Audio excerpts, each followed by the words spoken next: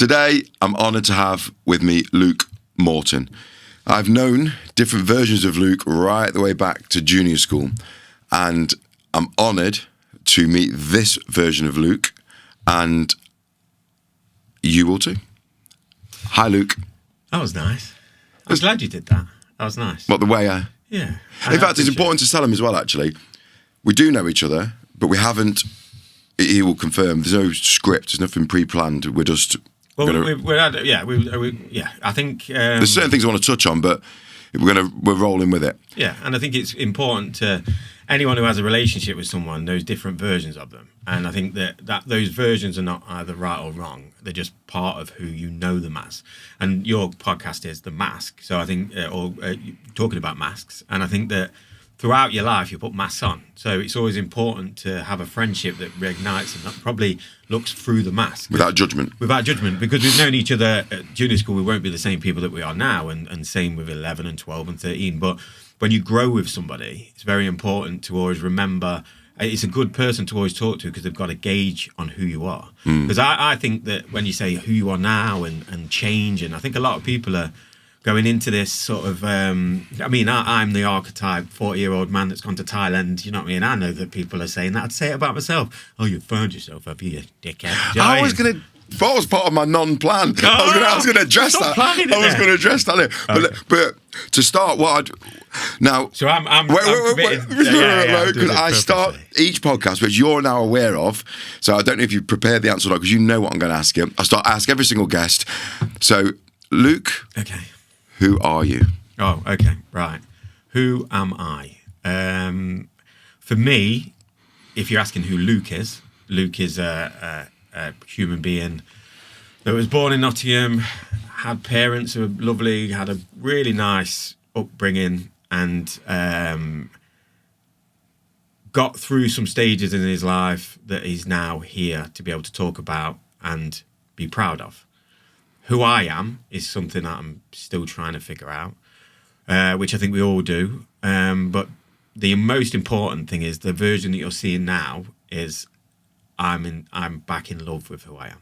So that's probably the most important thing. So it's probably you to see who I am and have your opinion of who I am. But for me, I'm just starting again and I'm in love with what I'm doing. So that's who I am. And who I become is now unknown, which is exciting.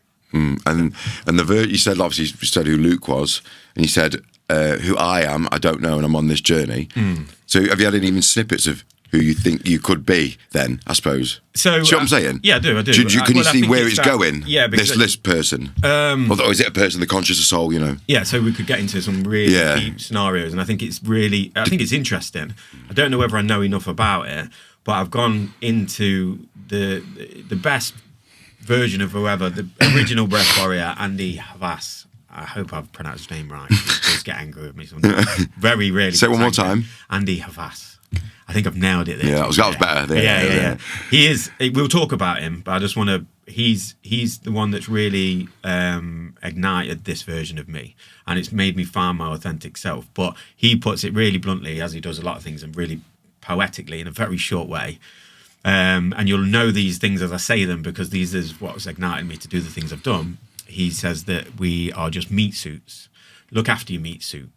And he doesn't embrace too much more than that. But we are just meat suits. We're a body, we're a moving and all of these things. But there is something running us. There is and through the breathwork, you can go, there's only doors that open from the inside. And once you start to open some of those doors, as scary as they are, you start to realize that you are connected to something other than here. And whatever that is, I've no idea. And I don't progress to even know. But I'm going to find out. And whoever wants to come with me, let's go and check it out. Because these meat suits are sound. And you need your meat suit running right. And you need your nervous system to be calm so that it can hang around with other meat suits and keep their nervous system calm. So these are all great things that we can do. And then there's a back sort of door to who we are. My youngest daughter once said to me when she was about 5 years old, and it was the beginning of this journey for me, because I was going through sort of a breakup, a divorce, and COVID, and all these things that people will be able to I'm not going to try and say a long word. Relate to. They're going to go, oh, I went through that. Oh, that was a difficult time, because it was a worldwide shock. You can go into and that. Everyone's forced to be with each other 24/7 in a house or whatever. Yeah. Everyone's forced to recognise that they're not free. And that at one point in time, the world that we live in, the matrix or whatever we're doing, our meat suits were pretty just happy with going along with the flow. And then when that flow stops, that's when a lot of people felt that feeling and that shock. Anyway, my daughter just turned to me one day and said, what she believes, just out of the blue, is that we are souls, and we all go to this place that is full of souls, and we get to choose to come down to earth. And when we're in our mum's belly, we watch a film of our life, and then when we go through our life, deja vu is us remembering it. And what we have to do is learn tests and pass those tests to become a clearer soul. She said that at 5 years old? She said that at 5 years old, and then just stopped talking and then never mentioned it again.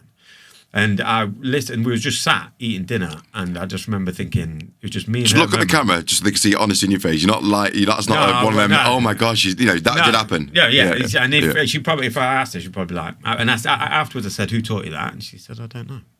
Crazy. So for me, it was a moment that makes my hair stand on end. I did mine, yeah. And it's the beauty of innocence of children is something that I've kind of started on my journey. Robert Greene said it. So you go on this journey when you start reading books, and ultimately it says you want to be, Wim Hof says it, childlike.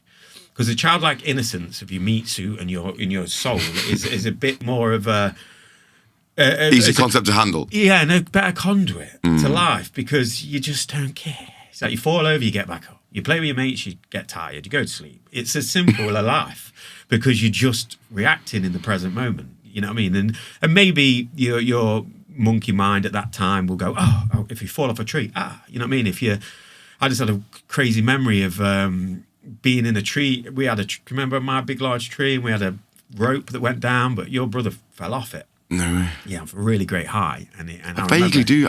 Yeah, and I think at that time we were like, yeah, fun. Oh, that's dangerous. And he was like, and he only realised it at that. He got straight back up. My mum gave him a jam tart, and he was happy days. You know what I mean? He was like, it was all right. And he fell from a good 10 feet. But because you're not reacting, and your body's in a looser state because you're not tense, that's what we've all got to realise, that our nervous system has been shocked, and it's in disarray. So let's go back. No, what I don't want to lose them either is to go back a little bit. So the meat suit is a great concept, like the childlike thing. Yeah. Because there's a previous guest that said something similar. He sees it as it's just all a simulation, and he's playing like an avatar, which is a similar concept, but he did it in a more serious manner maybe. But I like the answer you've given from when I said, who are you, to this point. Yeah, I forgot the... it was great though. It's great is what I'm saying. It's a really good answer. And the meat suit thing, and do everything in a childlike manner. And then I always say to a few guests in the past, well, or every guest probably, who's trying to give advice, or not giving advice from an ego way, or I know it all, because that's not the point of this podcast, is I always use an example of, because I've been there, you've probably been there, everyone's been there, where you've got kids, bills, problems, work, and I do this, if people have seen the other podcasts, I'll do this because that's like the thing, what you're thinking, and it's so hard then to go, hey mate, come on, just be childlike. 100%. And then real problems are hitting them. You know, just be childlike, mate. It's a meat suit.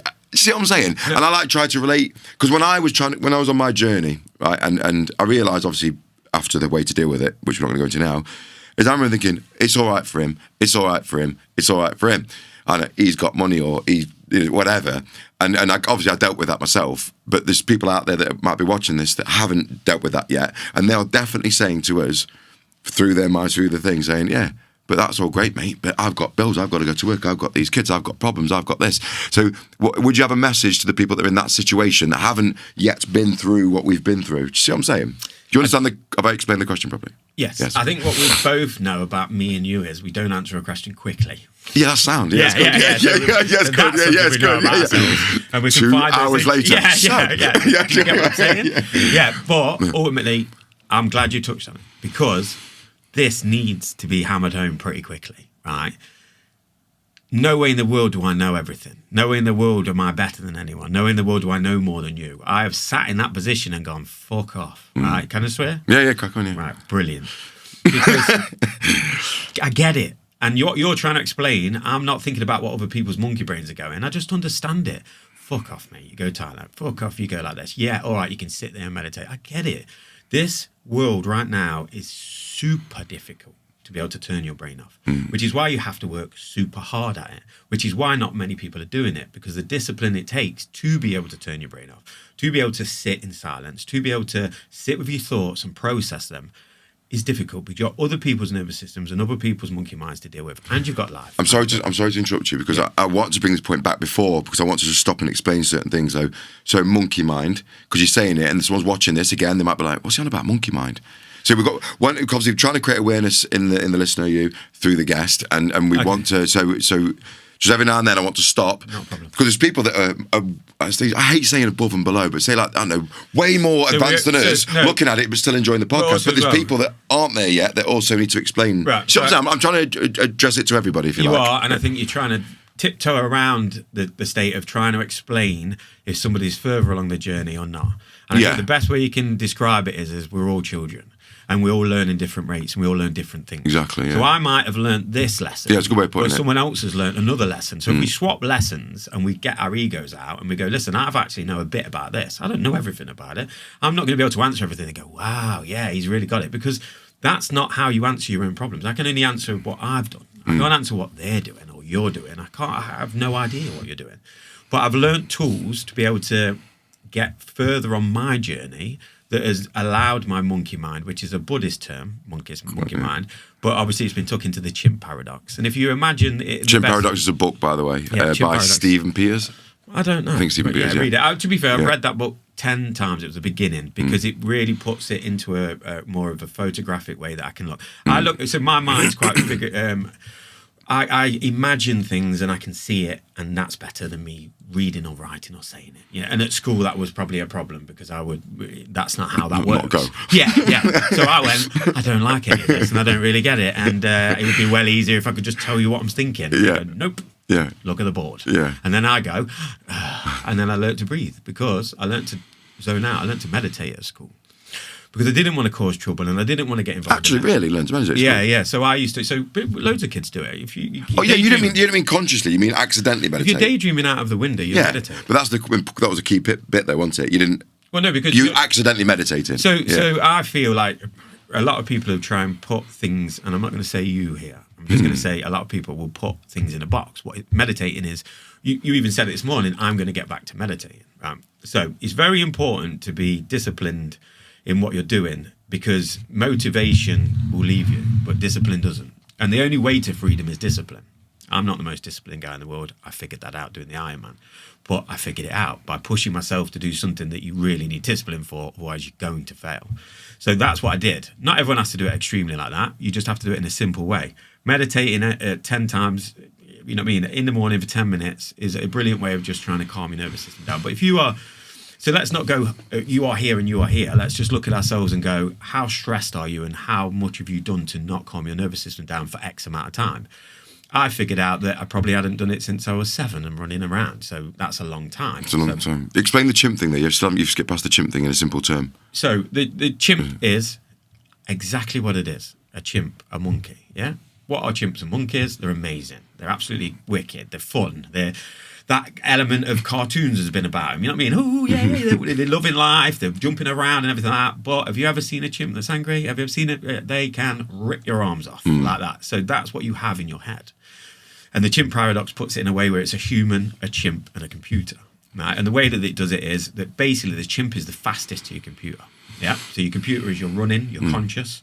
So if you are worried about something, your chimp will be like, oh my God, I'm worried about it. Yeah, your human's going, wait a minute, let me get to the computer. You know what I mean? He's going, no, figure it out. He's going, chill a minute. Now, what we do in our modern day life is we don't train our chimp. So our chimp has control of a lot of things, because your human is the logic. The human is the side. Your chimp is the emotion. Yeah, different parts of your brain, it explains it like that. I don't know any more than that. Pictures it. That's it. There's a stop button that you put in the brain to make you stop before either of them get to the computer. Your computer's got systems that you've been given through life. And we're only born with 2 fears, a fear of heights and a fear of loud noises. Everything else has been conditioned to us. So it's for us to check our computer what we're conditioned to. Yeah, that's for us to go back on and check it all. When the chimp hits that keyboard, you want to put stop. Wait, whoa, just wait a minute. Then the human comes. But the problem that we've all got, and what I had, was my human was taking too much of the toll on everything, and the human gets tired. When the human gets tired, he goes to sleep. That's why at 3 a.m, your chimp is the most awake. If you wake up at 3 a.m, it's your chimp waking you up. Your human is asleep. Because he's like, no way, am I getting up at this time, thinking about anything? We can't do nothing, mate. You know what I mean? He's going, wake up. And he's going, do one. You've seen what I've done all day? You've been jumping around thinking about when we're going to go out next. You've just been making my day worse, you idiot. Do you know what I mean? And then he's going, oh, well, I'm worried. Wait till the morning, mate. That's where breathing comes in. Yeah, that's where you can go, shh. Because he's your friend. Yeah? He's the childlike version of you. He's the one he's worried for a reason. He can sort a lot of stuff out as well. He's pretty clever. And he's also good in an instance where chimps are and monkeys are, where they stick together, they're loyal, and they'll also rip your arms off. So you need that chimp active. You need him training. So a lot of people... Is this equivalent to ego, the chimp, would you say? Or would you say that's a different element again? I think if you just stick to how your brain works, which is how he did it, and you're not putting it in, I think your ego will be more connected to your chimp than your human. Yeah, 100%. I think if you look at it that way, I think you'd probably go down that route. But... people train their chimps by making themselves so tired by the gym.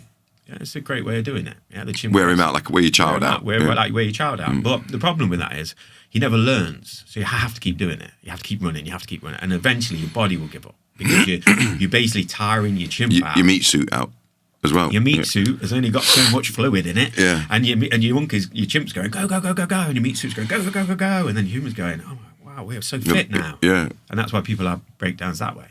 And I've had that. I used to train myself. But what would happen is I'd have peaks and troughs in my training. Training. And then I'd be doing everything right. And I'd be thinking, yeah, I'm really hitting everything. And a lot of people get this. And then you get this dejection from everyone being tired. Your chimp goes, oh, well, I want to go running. Or an injury or, yeah. Well, the injury, basically what happens, your meat suit gives up. And the human's like, told you. And the chimp's like, I know, but we need it. And then what happens is, my daughter, my oldest daughter is going through this right now. Okay? And this is a message to her to talk about her chimp, because we try and talk to her, maybe she'll listen. Yeah. It's a safe distance to be able to tell her this. But she's had an ACL replacement. If I tell her, she might listen. She's like, oh, right, I get it now. Will. If you agree with me, it might help. But her ACL, she's going through one of the biggest operations you can do as an athlete, really. There's lots of things worse than that. We've been through that situation. She gets it. She's not somebody who's like, oh my God, there's lots of people going through worse stuff. That's got to be said. She's got a plan. She can see the end of it. She's got to just go through it. I think what you've touched on at the start of this, and we should touch on this right away, right? Everyone is going through different variations of things. None are either, and some are worse than others. Did we address 100%. That? No, but you was trying to say at the start, because I think we both need to say this. We're not here telling people what to do. Yeah, I know that, but what? Yeah, did we actually give the advice? Did you give the advice anyway? No, I'll come back to it. Yeah, okay, you are. Yeah, don't lose it. Yeah. So ultimately, the advice to her, she's got an ACL replacement. So you feel like you have to put caveats in front of everything nowadays because people are going to go, but let them say it. I mean, maybe people are afraid of it, maybe not. You've got your own problems. You need the tools to deal with those problems, because I don't know what them problems are. I've got my problems. You got yours. They could be worse. They could be less. But the route is the same. It might be a bit of a slog. Now, her route is going to be understanding that her leg doesn't work. She can't walk. She's going to have to. She's 17. She's never had anything like that. She's a gymnast. She's really high level. She did really well. And she's done a flip at cheer and done a knee a year ago. And she spent a year not being herself. And her chimps took over because she was used to that training. She was used to that fierceness. She was training 30 hours a week. She got time off school. She was in it. Do you know what I mean? And then when that stopped, that's a hard thing to get to. She went through school and she's had a really tough time through that. And she's done amazing. She's controlled her chimp. So I'm really proud of you for a start. But now, now's your journey, which we all have to do, is being present moment. And that's a really tough one. At 17 it is. But it's tough at 40. Yeah. To be able to just stop and go, where am I at?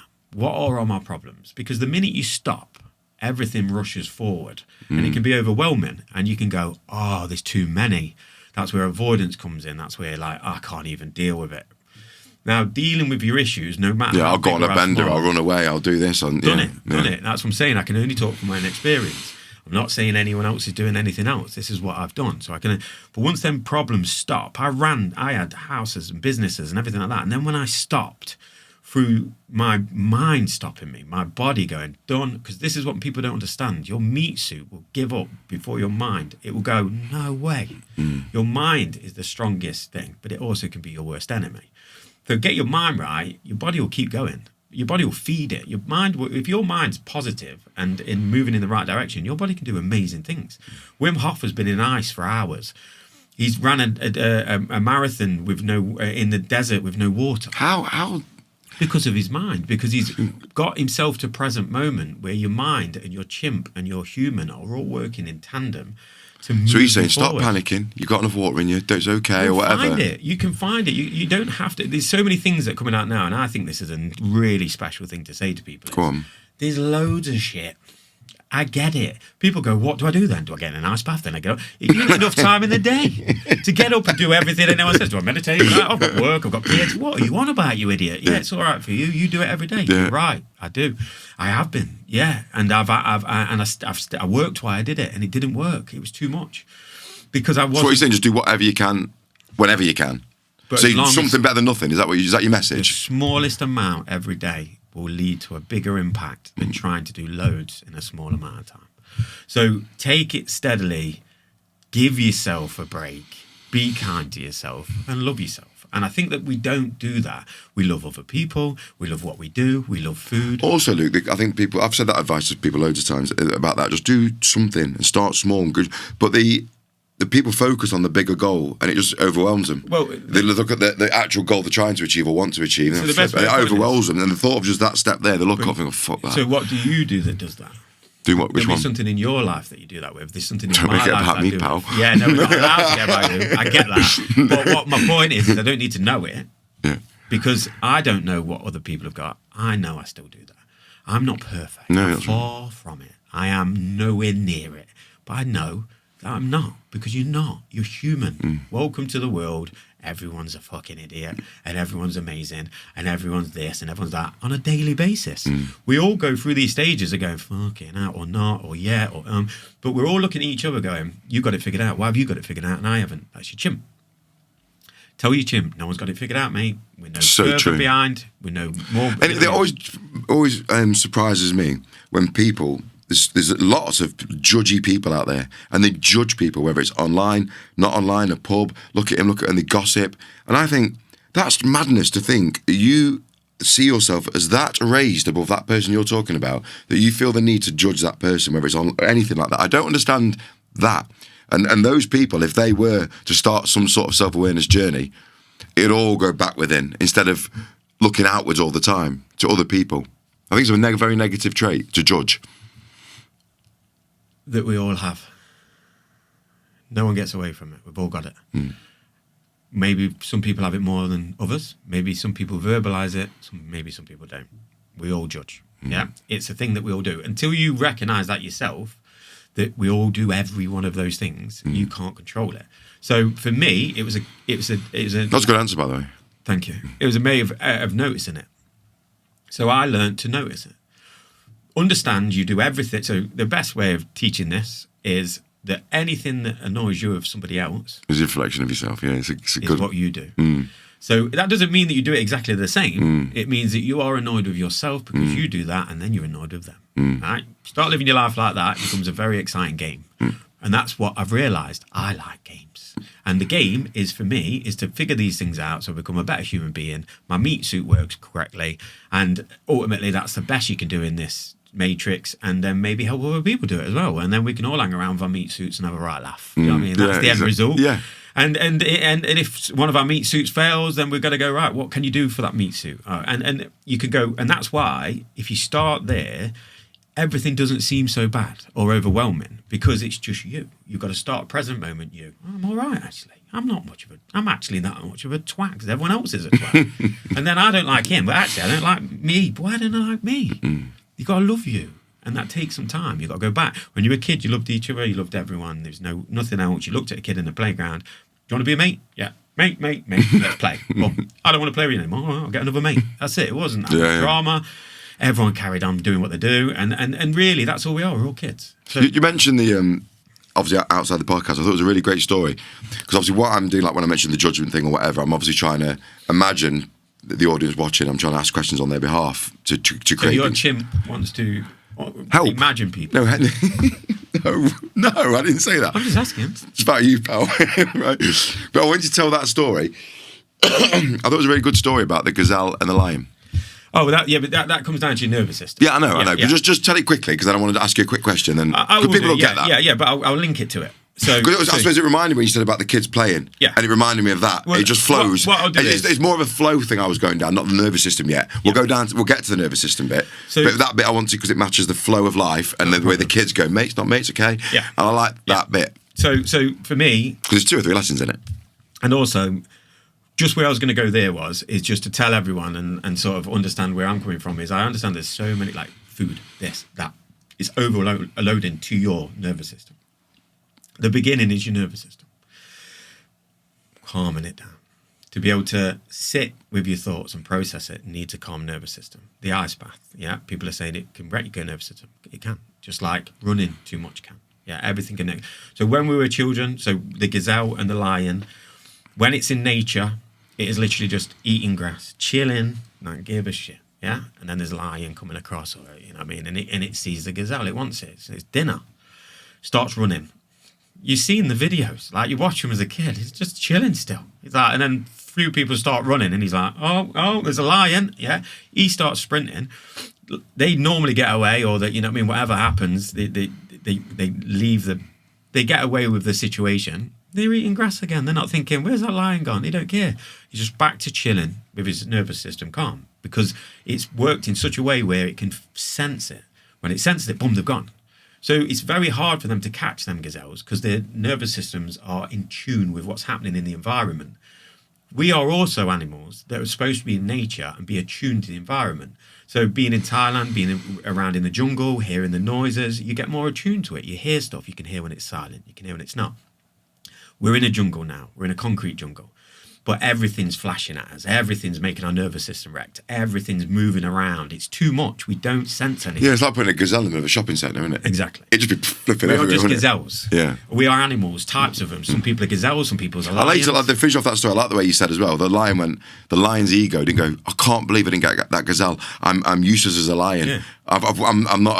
How did you word it? But anyways, he just went back to eating or just chilling out himself, didn't Well, yeah, he? The lion did. He just thinks, my dinner's fast. You know what I mean? And just cracked on. I've got to try and figure this out. So we might go around it a different way. But he didn't have an ego or there's a chimp to say, what kind of lion are you? I can't believe you didn't get that gazelle.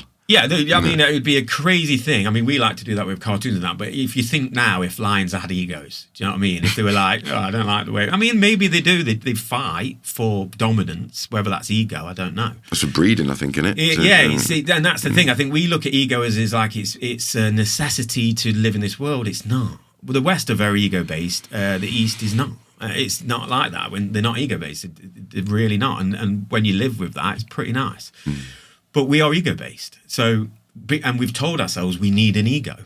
And it kind of wrecks everything if you've got an ego, because you don't. Because Do you think an ego's needed sometimes? I think an ego's needed sometimes. Why? As a man for their drive or to make things happen sometimes.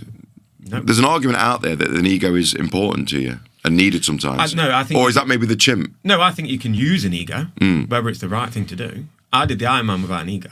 I did the Iron Man with discipline.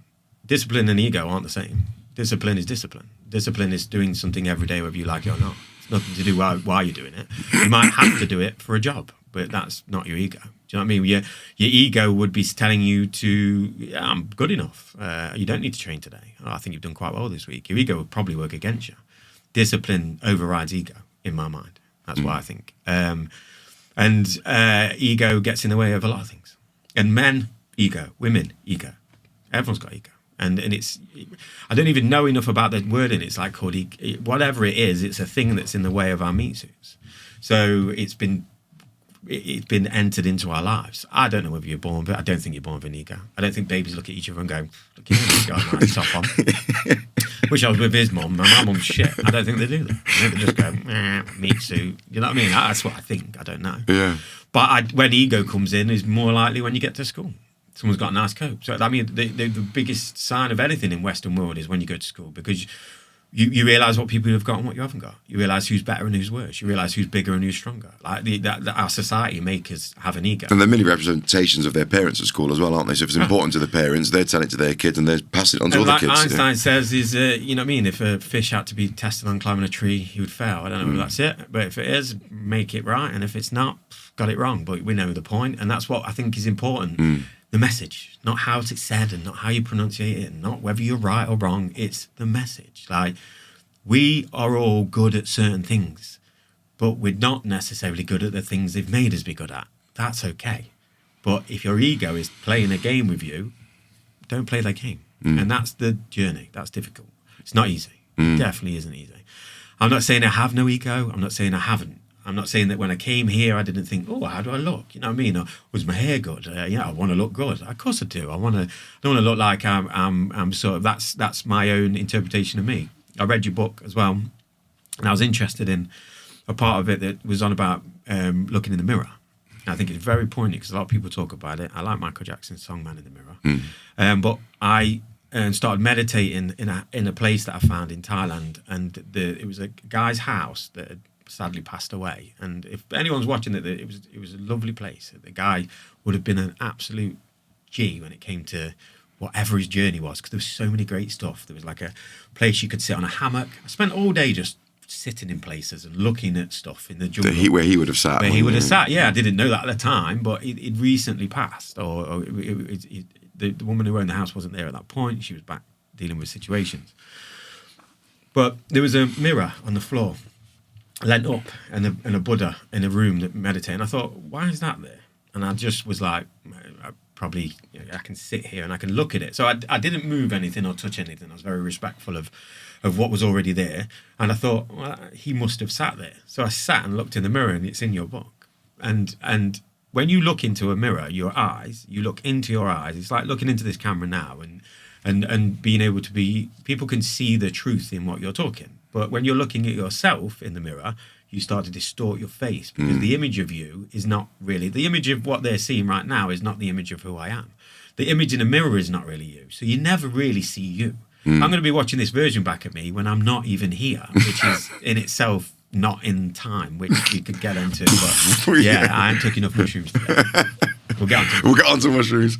So the mirror, the meditation is an amazing practice, and it's there. And I think that helps with your ego, because I think that's when you can start to recognise your ego.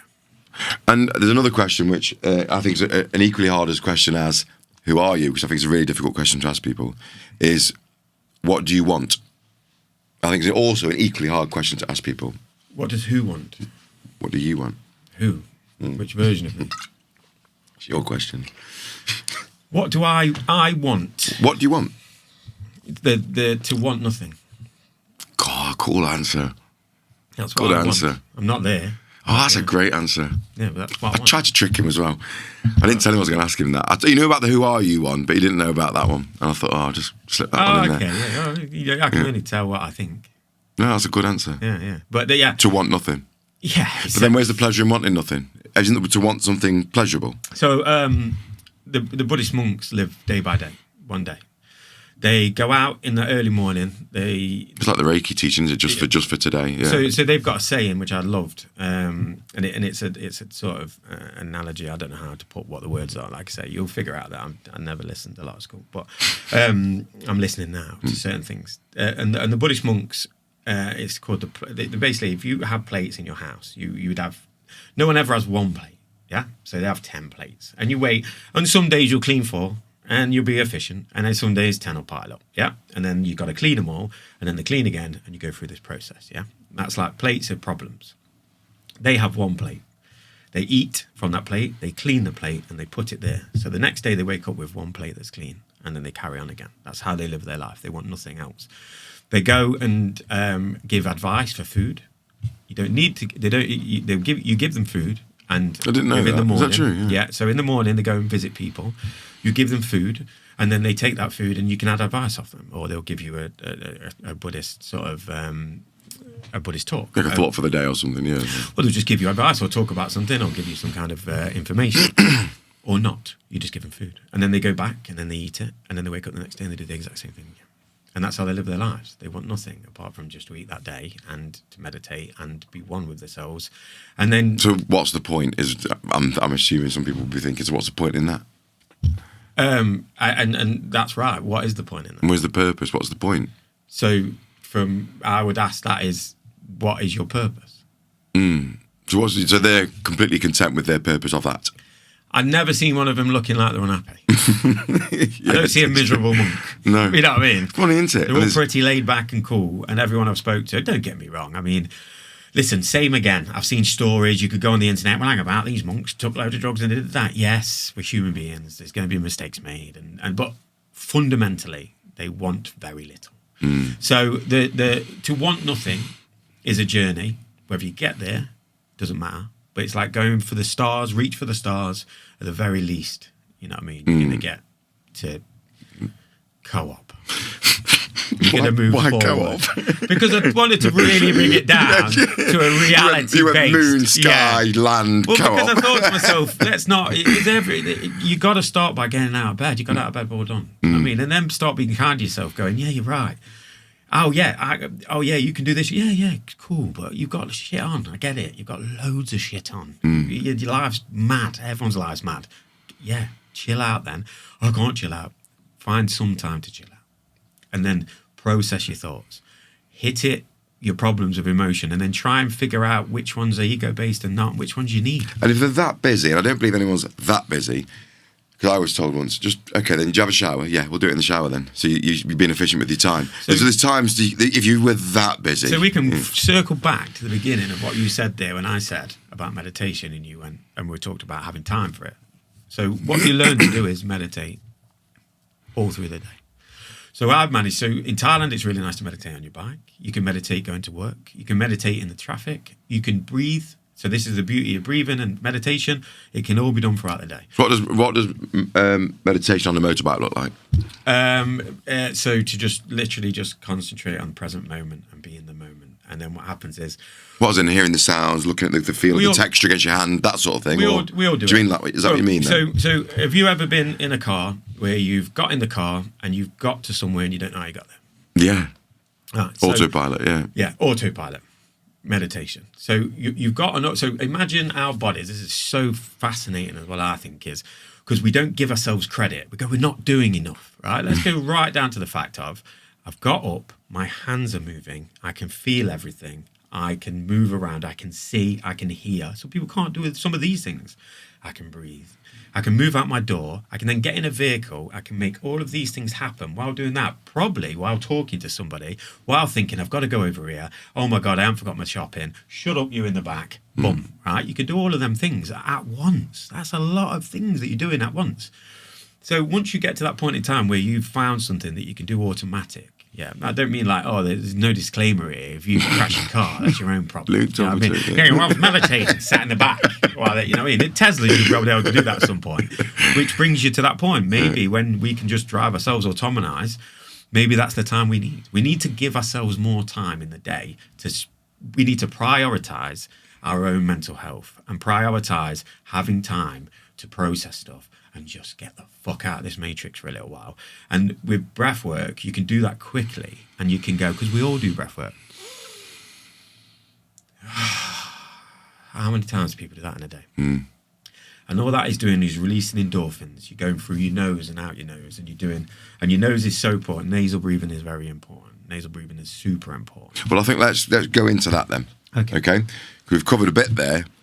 It was really interesting. You explained it really well. So breath work. So my personal journey of devouring self-development books and spirituality and Reiki and meditation and retreat, blah, blah, blah.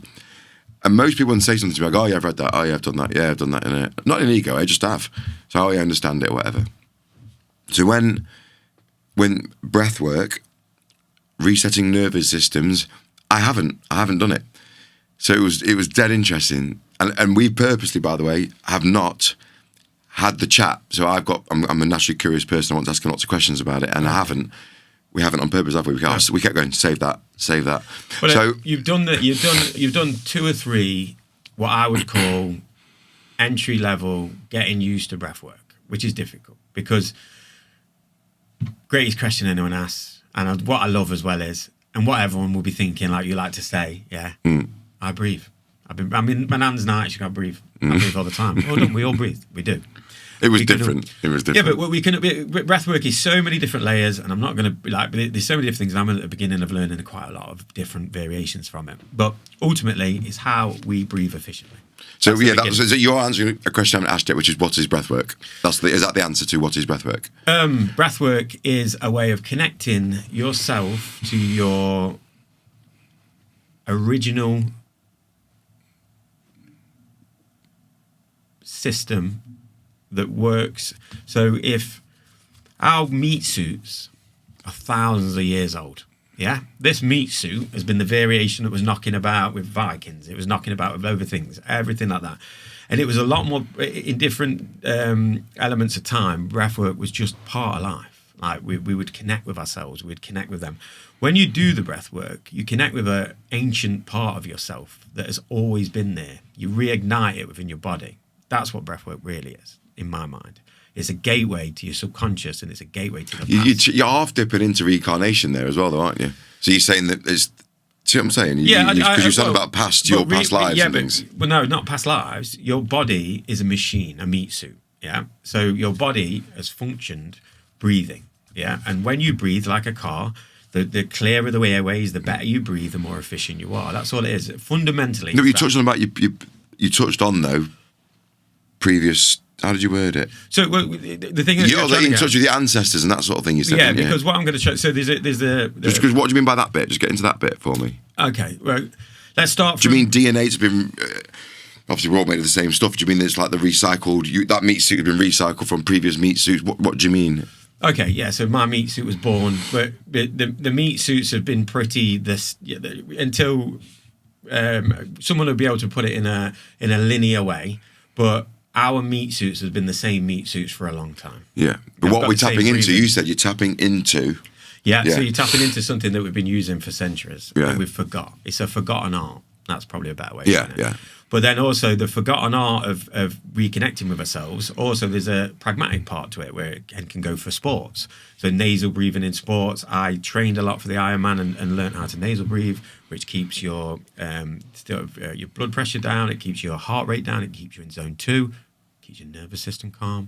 It's a regulator. Your nose is a regulator. What's zone 2? Zone 2, everyone will know that. They have it on the watch. Do you know what I mean? It's basically our heart rate. Okay. And it can increase all your VO2 max and all the words that everyone needs. And it creates CO2 within your body, creates blood cells, red blood cells. It's a great thing for you to be able to do for fitness and health. But fundamentally, I'll do this trick that I'm going to give Jacko, the master oxygen advantage trainer. He's the first one that showed it me, so I don't want to say like that, but it's this. But the simplest way of so our noses are a predominant way of breathing. We should be breathing nasal breathing. Right? Everyone says it. Mouth breathers creates a lot of issues. But when you did it with me, which we'll touch on in a minute, you got me doing with through my mouth a lot as well, didn't you? We'll touch on that in a bit, but you did, didn't you? Because that's when my lips feel all red. That's what looks like I'm wearing lipstick. So there's a Tomo breathing, a Wim Hof style breathing, which is over breathing, which creates CO2 and gets that fuzzy feeling and makes you go a bit like, ooh, and you go on a bit of a trip. Yeah. Creates DMT, excites your vagus nerve. Am I jumping ahead there? Did I jump ahead a bit? No, it's cool, because you need to explain it, because there's a lot of layers to this. People are breathing, but I've found, I'm like, wow, I'm at the beginning of this. It's been going on for centuries. It's so powerful, and it's a great tool. So the one that you did on that session, was a Tomo, a Wim Hof over breathing. Right. I'll talk about... The through the mouth one? Through the mouth, because you can create more of CO2, and you basically have a bigger breath hold, and you're creating something. Once again, people will go, it's not for an everyday use, that isn't. It's for untrapped trauma. It's for you. I mean, how did you find that session? Because I could do. Straight away after the session, because I went, and he kept going, no. Yeah. And it was something in me I wanted to speak to you, didn't I? And he's like, no, just sit with it. You've done really well. Yeah, I did, didn't I? Let's do that first, because then what I'll do is we'll talk about that side. Because what you're about to show is good as well. Yeah, it is. But this will give you more of a functional breathing lesson, right? So that we can do every day. So that stuff there is... That's what I'm saying. We're jumping ahead of ourselves. Do you want to do it? No, I think we'll just categorise it. Okay. So Wim Hof, Tomo breathing. Is what I did this morning. Over-breathing is what we did this morning. Yeah. And what effect did that give you?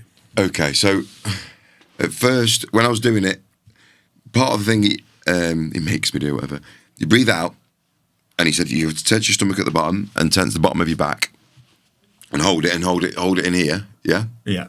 That's what I did, didn't I, when I breathed out? Yeah, so you did 30, you did 30 breaths in and out, yeah, of conscious breathing, yeah, to connect yourself with yourself, and then you do the breath holds on the inhale and on the exhale, yeah.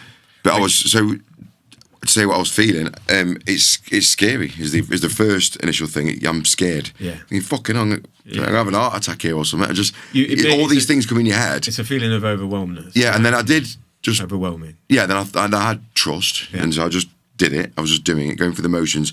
But I was doing it in one of my personality traits or whatever, who I am, whatever. Is you're not allowed to get into that. Yeah, no.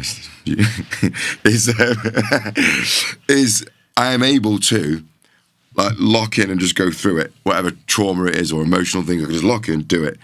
And I felt myself going to that space, just get through it, do it. And that wasn't the point of it, because you were saying relax and enjoy it. And I'm thinking, fucking, I'm going to...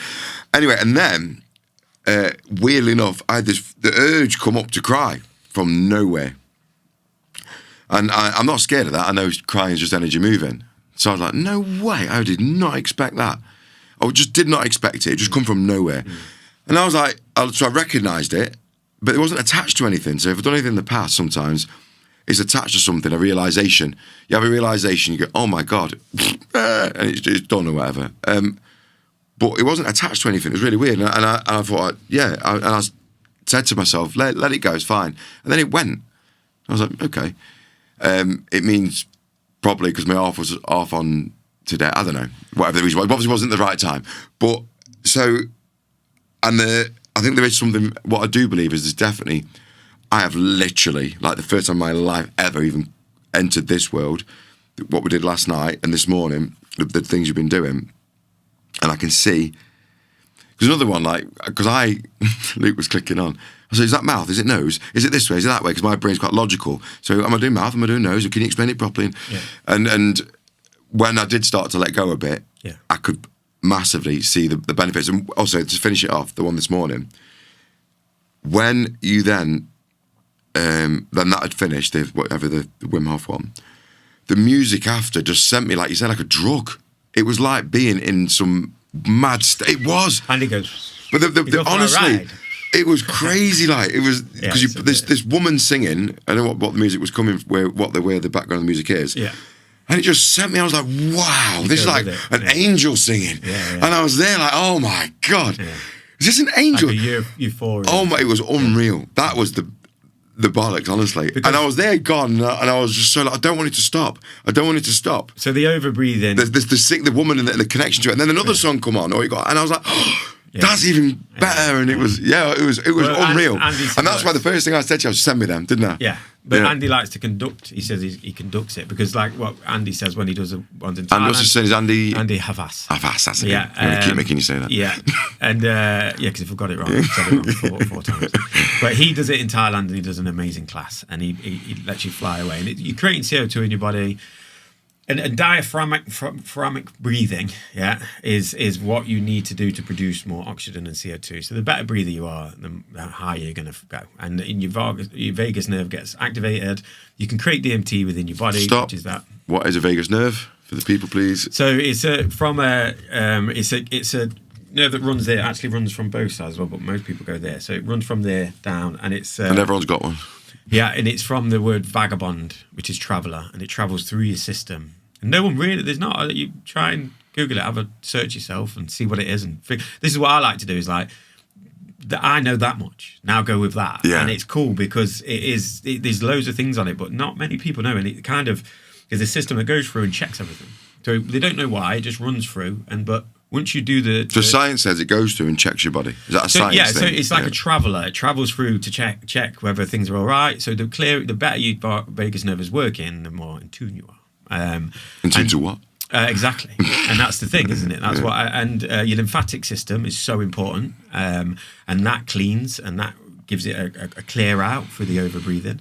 So you feel good, you feel energized. And that's why there's different types of breathing. There's breathing in yoga, which is massive, and there's all the pranayamas, which I'm learning. And these all have different variations of being able to energize your body. And why was it important for me to tense my stomach and the bottom of my back? And hold it or whatever? So that is just a way of getting the Kundalini to kind of come up. What to the is back. Kundalini, everybody? Let's not go into that, but I think... Touch on it a little bit. It's a yoga, that's your... So semen retention that people talk about now, stuff like that. That is your as in men should be retaining your life force that comes through, and that's the energy, the chi. We go into chi. Everyone's watching. So all of these things have interlinked with me from like martial arts films. Wax on, wax off. Do you know what I mean? It's always been in my psyche, and there's an energy that you can get. So you're an energy. You're a battery. Yeah, and we're all batteries. That's why we need to charge ourselves, and the air is the life force. So when you do breath holds, people just go, "Oh, what if something happens?" And you feel nervous because that feeling of getting somewhere in your car is unnerving when you don't know how you got there. So breathing, yes, we breathe, but we consciously breathe. So we're like, "Oh yeah." So first lesson is to be conscious of your breathing. When is it going up? When is it going down? Then the over breathing basically takes away and lets you just let go. And I feel it as in like I'm falling backwards into a river and I just flow off and my body is still moving and it's automatically breathing. It's going, but my subconscious is like, oh, look at that. Let me open that back. I've got to that point in time. I'm going, let's open that door. Whoa, you know what I mean? And then you can go, what was that? That was like, I've gone even back to when I was to trauma when I was 7. When I was at school and I found out that some teachers were doing things that they shouldn't have been and no one listened to me. And that's my shadow work of me not being listened to as a child because I knew something was wrong. I could feel it. And what was that?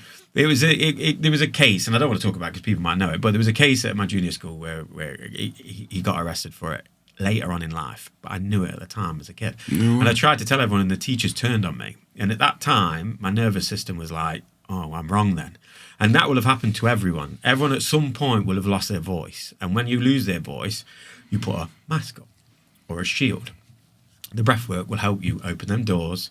That's why it's overwhelming. That's why you're like, oh, and you want to control it.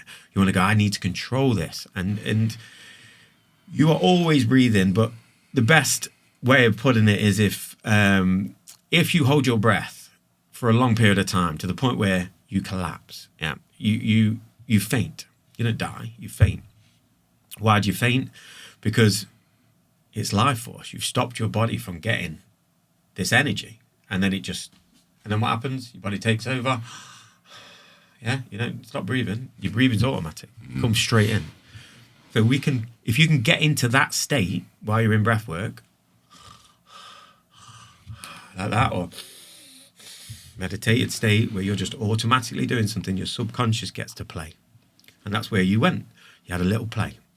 Now that is over breathing. That is Wim Hof. That is Tomo. That is the good shit, as we call it. You know what I mean? That's the stuff where you go, okay, you might end up crying. You might end up with that. I've seen the biggest men in the world cry. I've seen women, some women that have because men and women, we all do this. Men are this, women are that. Listen, we're all human beings. We've all got differences, but we all trap trauma and we all try and get on in this life and push stuff behind us that we shouldn't.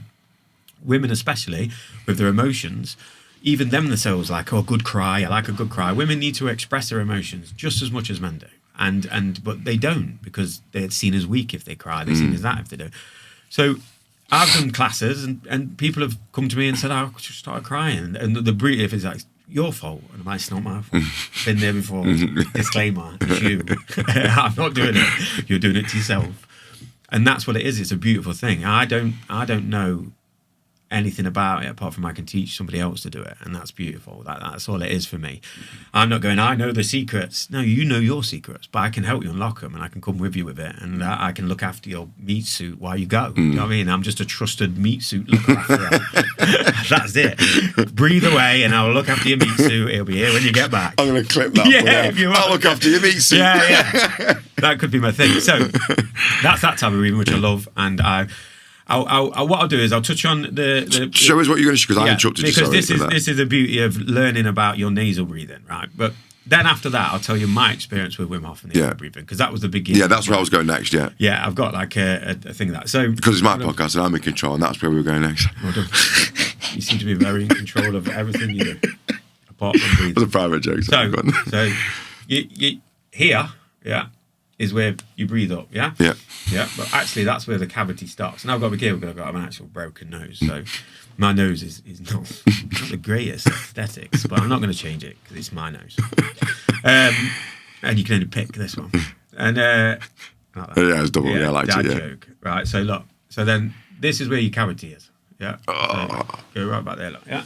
You can actually go further with that. Yeah. God. So it goes back to that this there. Yeah. So that's your breathing cavity. It goes all the way to here. And I never knew that. It sounds daft. Not many people do. And but then your breathing changes. So your nasal breathing goes from going to you breathe back. Yeah. Your nose does 50% less than your stomach. Your breathing. But when you chest breathe, you create your nervous system. Yeah, you start to go to fight or flight, parasympathetic, sympathetic. Yeah, so a way of nasal breathing and calming. There's different ways of doing it, but you can just slowly breathe in out. So if you do it now, you just breathe in, and people can do it at home wherever they're. Go on, let's do it. Let's do it. Yeah. So what we're doing? Just literally just a slow inhale through the nose. Yeah. Yeah. In for let's do. Go on. I've started. Sorry, go on. So this is just in for 6 seconds. So do it in. You go belly and you go chest first, so you fill up. I was leaning forward, sorry. That's okay. And then you just slowly breathe out through your nose. And you can feel the release that you get. And then you just go in again through your nose. And what's happening while you're doing that, your nervous system, you're getting a message. You go into sympathetic, from parasympathetic, sympathetic, rest or digest. Your body's calming. It's going, everything's okay. Nothing's happening outside. Your meat suit's fine. We're all good. So it's just to the meat suit. This isn't for the chimp or the egos and them sort of things. It does it all, yeah. It does, because really, once you're doing that, your meat suit's getting vibrated from everything. Like you say, all of these animations that we put in our heads, ultimately, it's us being able to calm our nervous system. That's what it is. Once our nervous system's calm, the human takes control of the. And the nervous system is like on a science board, all the little. Lightning strikes or whatever, isn't it? There's loads more experts than me in all of these different fields. But when you see nervous system in your head, are you thinking it's an energetic vibration thing, or are you thinking it's that what we see in science? I think it's really good to say what I think it is, because I only know what I think it is. The words and everything. I may get some things wrong. I've done the Oxygen Advantage course, which is amazing for learning about parasympathetic, sympathetic. I'm learning about these things, that putting the words to what it is. It's fantastic, and it's the first time in my life where I'm really fully interested. I read James Nestor. Breathe. I've read so many different types of books that I'm like actually reading. Like before at school, I'm not just reading it to go, I need to know these words. I'm actually going, whoa, I know this word. But I see your nervous system as a tuning fork. Yeah, and a tuning fork that's hanging within the middle part of your body, and certain things hit your tuning fork. Yeah, you can have a friend, you can have a partner, you can have your child. You mean constantly, or do you mean from childhood that they carry, or what? Well, your tuning fork has been already hammered. Well, not everybody's, but yeah. Yeah. So it depends on how quickly you get your tuning fork to stop vibrating. So ultimately, your vibration comes from different triggers. Now, if you're continually getting triggered because your chimp's triggering it, it's going bam, bam, bam, bam, bam, bam, bam, bam. So that's probably where you go back to the chimp. Yeah, remember this, panic. The computer is pressing your nervous system. Panic, fight or fight, fight, fight. So you've got to go away from there. Let the computer go to it. Right, are we worried about it? No. And the more you do of that, the more your nervous system calms, because it goes, it's not a danger. It's not a danger. But we're taught that everything is danger. Danger. Even when you was a kid, your mum, danger. My mum used to jokingly say, love you though, but she used to say, you'll die, everything. Eat a peanut, you're going to die. I was like, but what I realised was she was doing it through love, and I used to have to go, okay, I had to learn from it. And then even to the training in Thailand, I learned to swim in the sea really far out, and this is going to really bring me on to why I started to know about breathing. That's what goes in everyone's head, but that's not the reason why. I went into underwater class, which was basically to learn to do free diving, and we had to just simply go to the end of the pool and back with weights. And I started to realise pretty quickly that rocked my nervous system. I was like, get out. I can't do it. I thought, wow, where's this come from? when I managed to get over that thought, and the way Andy puts it is he Because you're going to drown. Is that the... Yeah, and like he says, like, you want to keep that thought process. You know, it's not a bad thing. Yeah, you're underwater, you're going to drown. But what it actually does is, and our mouths, to expel CO2, that's why our mouths only have air holes to eat and expel CO2. So when you're underwater, you can let some out for divers. That's what they used to do. Or there's some Japanese ladies that free dive. Free dive is amazing. If you're ever bored, look at free diving and watch videos, and it'll calm your nervous system down anyway. Because these people just go deep, calm their nervous systems, layer CO2. It's beautiful. I'm going to learn to do it. But I got 2 minutes to go to the pool and back. And at this one point, I kept trying. And the more you push, you have to let go. So this call for air. Air hunger is what people call it. You're at the bottom of a pool. So you've got to get up there, yeah? Yeah, there's so you're panicking, aren't you? You can see it. So you're there, everything's same, but I mean, these people go deeper, but this is just an initial, you know you can get up, but it's still panicking, yeah? I'm panicking on the bed when I was breathing out, never mind if I was bobbing. So the panic gets you, so it's about calming that nervous system, and then, like Andy says, he says, I am the boss. So he says to his voice, I am the boss. I know I'm okay. I've got the CO2 in my body. The body wants to expel the CO2. I'm really sorry. Just explain that bit, because you said that to me, and I kind of got it. You've got CO2 in your body. Yeah, we all. So what do you mean by that then? Like, so you've got, yeah. So this is what you made me do. So it's all out. Yeah, we create. And you just made me hold it. Yeah. Out. So CO2 is your friend, right? But when you take CO2 in as you hold your breath underwater, your natural urge is to expel it. But then what happens is water comes in, and then that's. No, I mean, sorry. And when I was doing the breathwork earlier, yeah, you've asked me to breathe out. Yeah. So I believe now I've got no air in me. And you're trying to say, no, it's in there. Oh, yeah, because you've overbreathed, you've created CO2 within your system.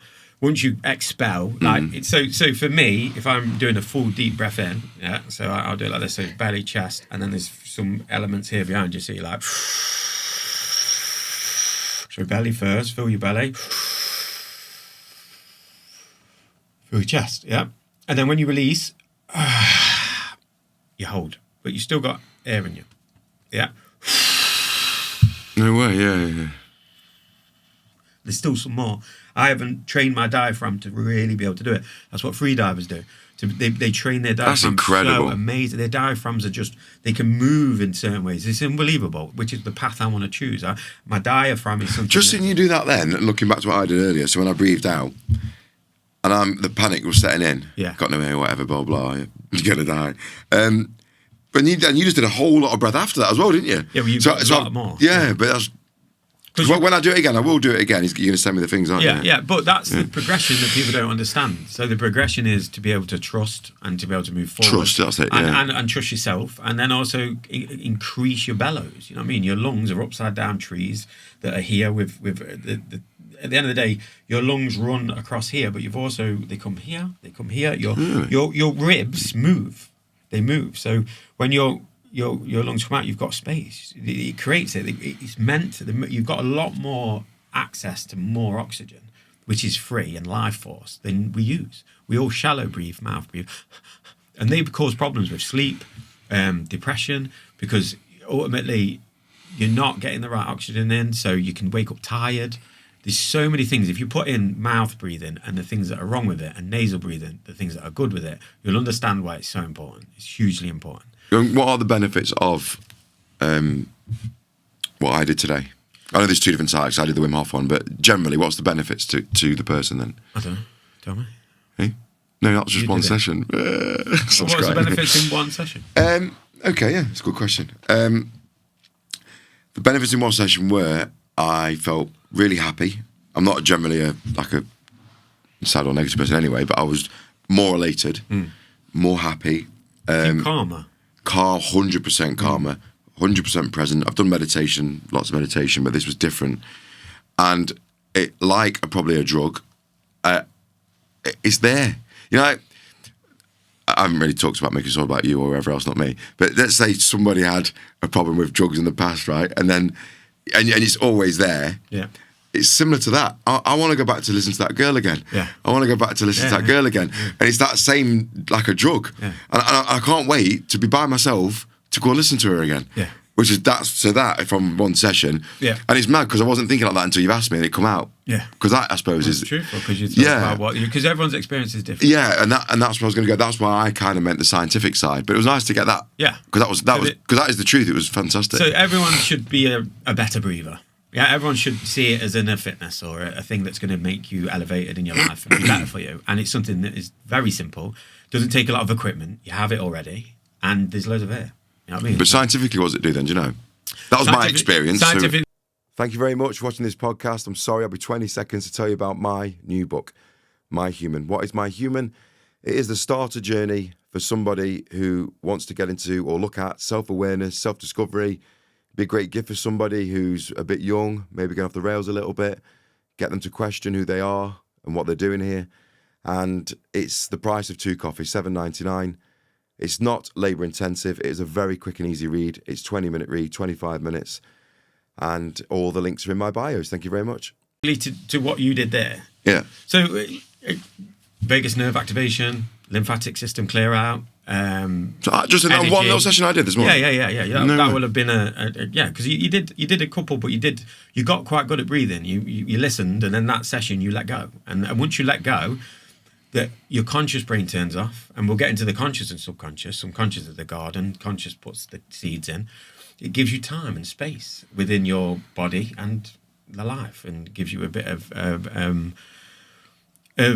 elevation and calmness. But this is constantly one thing when I was listening to there's a recording you go along with, and you were saying breathe through your mouth, yeah, for that one. But the sound the guy was making sounded like it was his nose. Yeah, but that's where it was. I don't know why. That was just around. It was his mouth. Yeah. So I don't know why that's bugging me. It is. Yeah, it is. And there's a lot of things it did. So it's like trying to tell your chimp to go, just breathe. Just get on with it, mate. Yeah. I think a lot of people. I want to explain it. Yeah, and I think I want to put this out there as well. Like I'm learning just chill. all these words. Yeah, just chill. But you know what the basic thing is, and like Wim Hof is just have a laugh, man. Just breathe.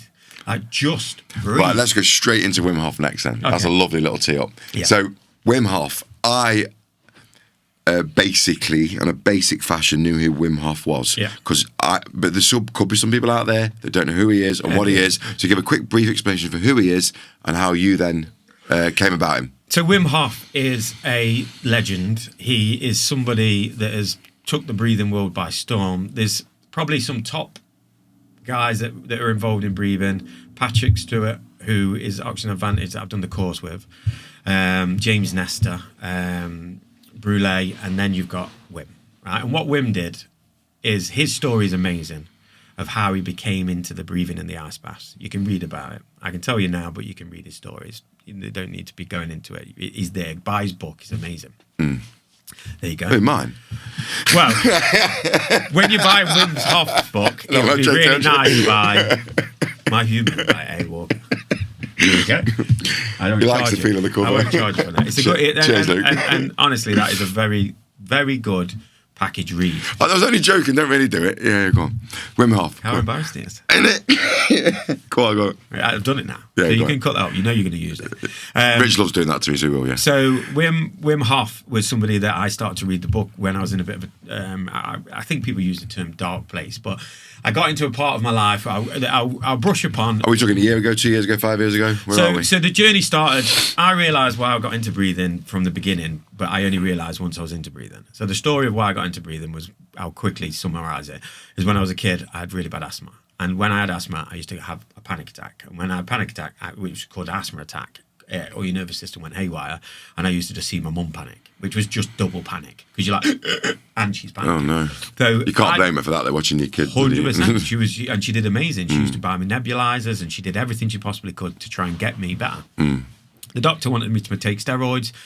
I was probably 7. I really didn't want to take them. I said no, and my mum would always stick by me. She said, "Look," he says no. He says no. He says no. She would always back me. And the doctor said, "Well, okay, he needs to take them, but if he can." Breathe through this tube with a red ball that hits the top. I remember them. Yeah. You don't have to take them. So to me, I was like, competition time. I'm having it. Yeah. I'm having it. I thought, and he wanted me to do it in like a week. I thought, arsehole. You know, and he's like, he won't be able to do it. So night and day.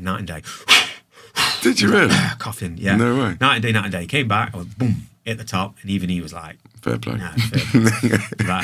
That's when I realised that you can increase those things. I'd had some medication before. My asthma left me. It went. I don't know what asthma was. I don't know what asthma is. It went. If anyone's struggling from asthma, Oxygen Advantage have quite a good thing with your nasal breathing that you can go onto their website now, Oxygen Advantage, and they've got an app and you can really help yourself out with anything to do with asthma. It's a really good introduction to it.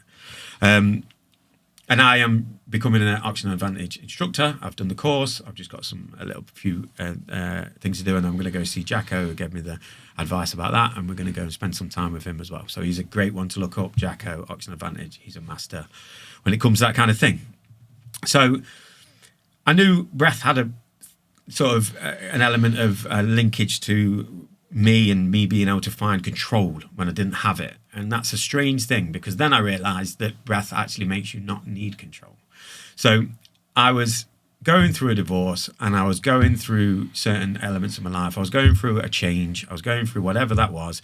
And anything that had happened that I just, the people around me, the people that it happened to, I want to give the most amount of respect and love to, because ultimately everything is my fault. And everything that I did was down to me, which was a tough cookie to eat, because it is. Taking responsibility. You want to blame everyone. Don't get me wrong. You're not for blame for everything. That's not how it works. But you did it. Your meat suit was there. So you can only do what you can do there. That's the beginning. Like if I'm going to give anyone a tip, that's the beginning. It's not a great beginning. It's just the beginning. It's just the beginning. But if you're there, well done. And if you're not there, it's okay. Because ultimately, you've probably been there a few times. I probably was at that beginning 10 times. I avoided the beginning many times. Whoop, the beginning's there. Yeah, let's go out. It's me. Yeah. Oh, let's not avoid, yeah? Until something happens, something breaks, something that. The universe will break you if you don't do these lessons. Keep ignoring them. That's the best thing I could ever say to anyone is, I love you.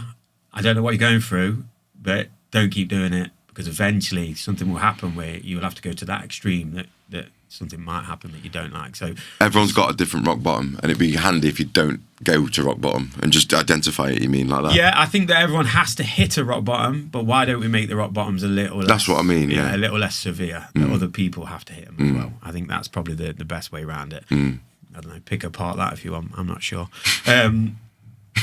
So I was sat in my house and we got to a conclusion of you know what I mean. I'm going to give the most respect to my children's mother as well, because she's been amazing and she is amazing. And I think that things just happen and you can't explain them. And I went through something, she went through something, and everyone else is going through something. We're just rolling around a rock, flying around, going, look at our meat suits, and everyone's going, do this, and nobody knows. You know what I mean? Give yourself a break. Yeah, my problems are bigger, my trauma's bigger. Give yourself a break. Yeah, it's chill out. just mad. Yeah. It's mad, everyone. So I'd seen it out. And I thought to myself, I did some breathing, I read his book, and I thought, I want to figure this out, what's going on with this. It seems cool, and he seemed like a cool guy. And as the universe said, it popped up with... We're on Wim Hof now, aren't we still? This is Wim Hof, and it popped up with, in February, I'll get the dates, it'd have been a year last February, so 2025, I want to say. Might have to check that. It was 2025, it was 2024, so we can cut either of them. I'll just double check. Leave them in. Leave that in. Yeah, leave them in. It was some time ago. Yeah. This 2 years. But there is no time. There's no time. There's no time. This is what I mean. I mean, ultimately, I'm trying to explain something that don't exist. It doesn't matter anyway. So, some part of my journey, I found Wim. He came up, and it could be an algorithm, a great sales pitch, or it could be the universe. You choose.